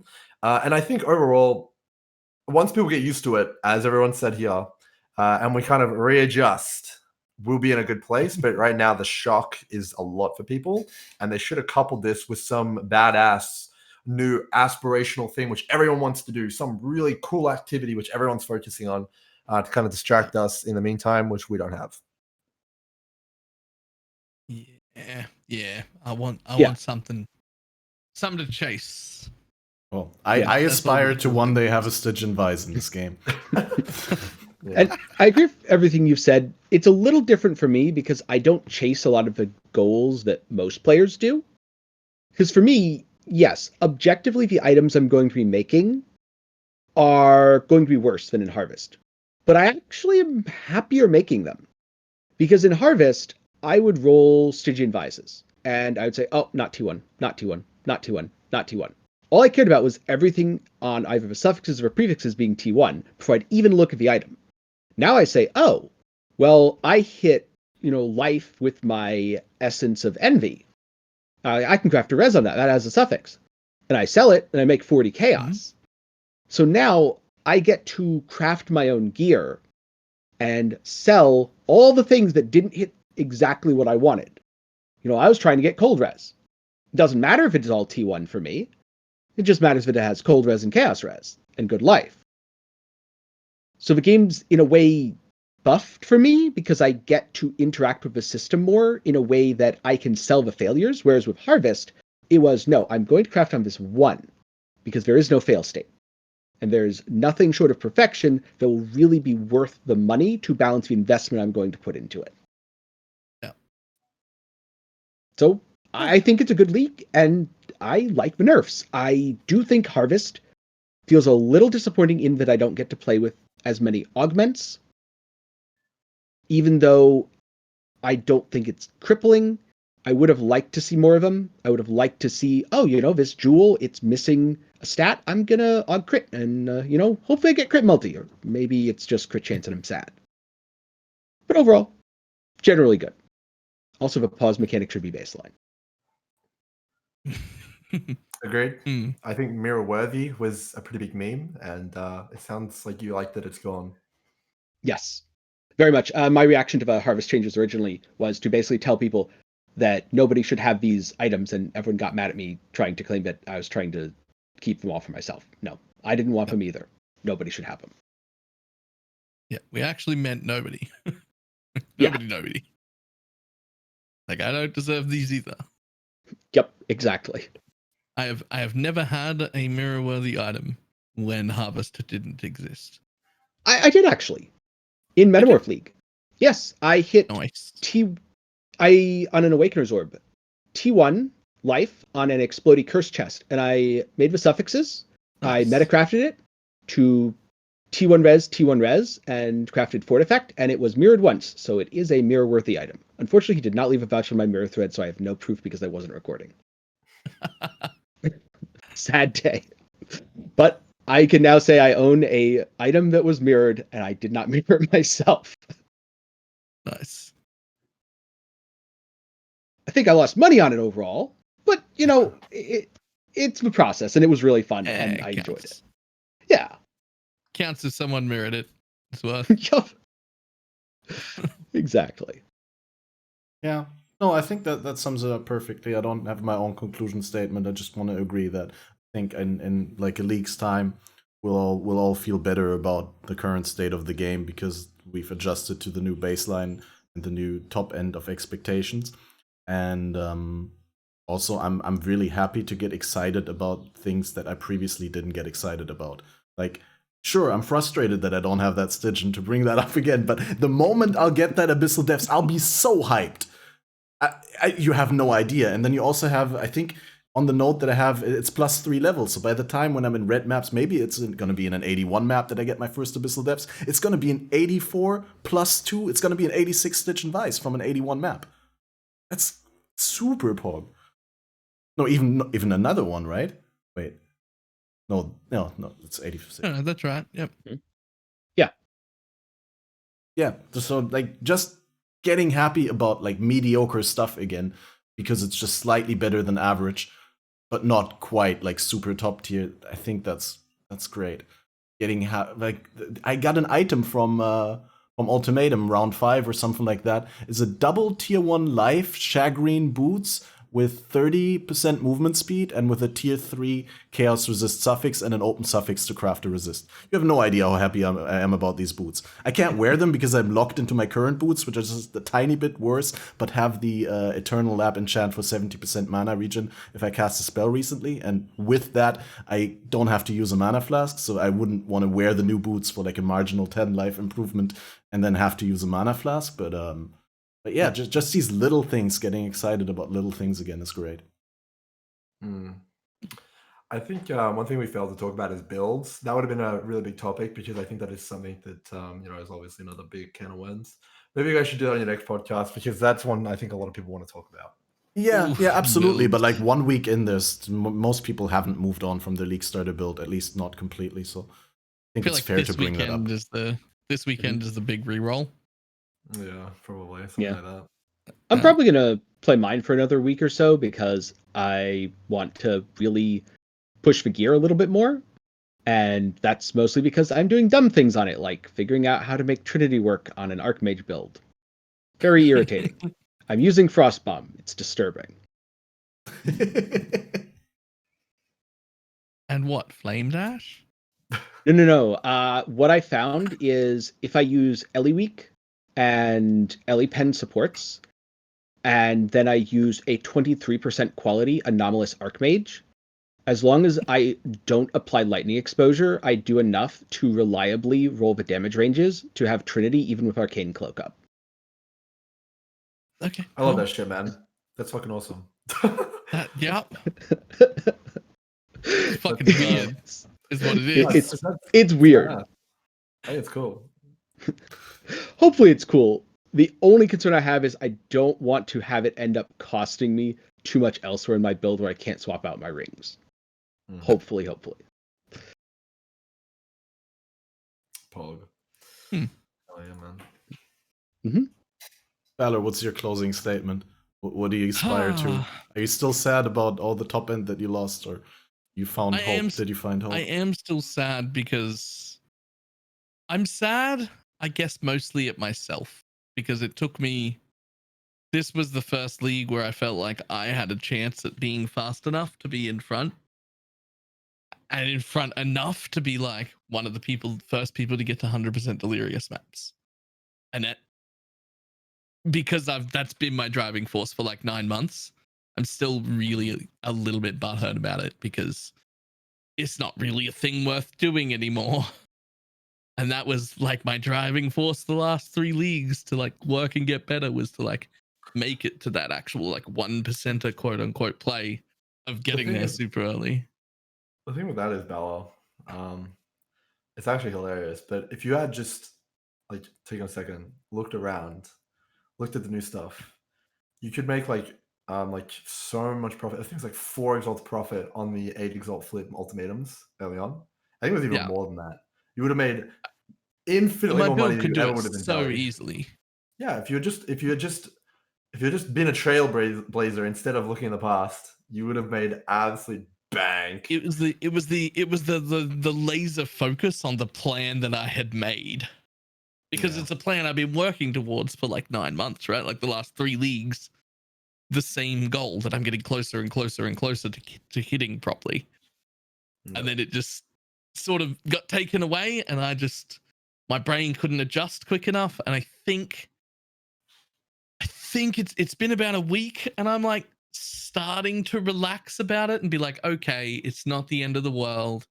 Things have changed. I need to just calm down with the idea I had and come up with new ideas, because I've come up with new ideas before. I don't know, my brain was just stuck in it. And like, it pisses me off, man. Like, I hate the negativity. Like, be positive, man. They buffed stuff. Like, the new ritual nodes. Did you guys know an 86 Arc Demon helmet is 25 exalts? Get out there, man. That makes sense. Arc Demon helmets are great. Blizzard crowns too, I bet. Yeah, literally everyone should be wearing a Blizzard crown. No, well, not me, but yeah. Not me either. Everyone. Not absolutely everyone, but like I put one on my Death's Oath build because it affects the occultist explosions. Yeah, it's crazy. Yep. Yeah. It's crazy. Like, people are like sitting here in their hideout and they're like, oh man, exploding nerf. Oh, all the builds are dead. Oh, it's like, think of something new, man. You know, what about some new stuff? Yeah, just play something new. Take it one step further. Think of something old. We didn't always have Explodey Chest. What were we playing 2 or 3 years ago that went fine? Occultist. Yeah. Then take that and update it to the current state. Because all those things still work. Just look forward, not back. That's all I can say. That'll be my closing statements. Grim's helped me a lot today. I feel better. I feel less negative. Still a little sad I didn't make it in time, but I feel less negative. I feel like I might be able to actually find things to. Maybe you'll find the new OP. Maybe you'll be the discoverer of the pioneer of the meta that people will work 9 months towards getting ahead of, and then on the league that they're finally ready, it's going to be nerfed. Maybe that'd be great. It could happen.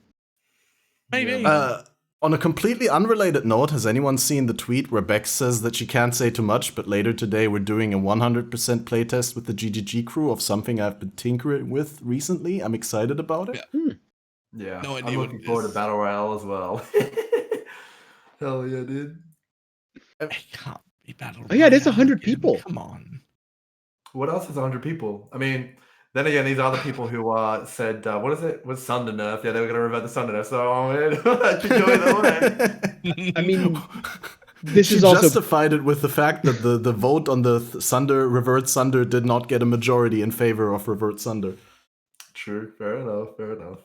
I mean, this is also Bex who has hinted at Boat League for I don't know how many leagues now. I don't think we're ever seeing Boat League. Okay, brainstorm. What is it? What else could it be? Like, if it's not Battle Royale, what does need 100 persons? That's the only answer I've got. Yeah, as an apology, instead of giving everyone a free loot crate, I think Battle Royale is pretty cool instead of that as an apology. I'm going to definitely enjoy getting some Roa dinners. You betcha. See you guys out there. Yep. All right. You, me, and the other 14 people on our gateway. Well, I'm going to be split arrowing you off the map, Balor. Headshot, baby. So, are we going to have a Balor Grim death match for a chicken dinner at the end? Yeah, man. Badger will be in there too. Yeah, exactly, dude. Yep. Good times. That'd be great. I can't wait to see what it is. What do you want to say, Balor? I don't think I can bring myself to kill Ziggy D. He's just too nice a person. I can't attack him. He's just so kind. Like Yeah. Well, that's the positive note that we've been looking to close on. So I want to thank, first of all, of course, Grimro and Tenkiei for coming on. It was a pleasure to have you on, and I'll gladly invite you back to have that discussion about builds some point later in the league. And for those of you in chat, thanks everyone for joining. Thanks for sticking with us throughout the 2-hour ride. And if you've missed any of it, this will be uploaded in full on BalorMage's YouTube after the 24-hour grace period that Twitch contracts hold their partners and affiliates to. And other than that, also, of course, on all the podcast platforms. I'll do the command right now so you can, but you can basically just look for Faded Connections on Spotify. Spotify is what 90% of people who listen on other platforms than YouTube are listening to anyway. But there's tons of other platforms. Yeah, other than that, next episode in 2 weeks from now, I think it's going to be, I wrote it down on the topic list here, 8th of May 2021. And we'll probably announce the guests and the exact time somewhere during the week leading up to that date. I hope you guys all have an amazing league start and you find some of the positivity that we found in this podcast for yourself. You're gonna go hard and long and strong, and we'll see you in the next episode. Thanks, guys, for watching and listening.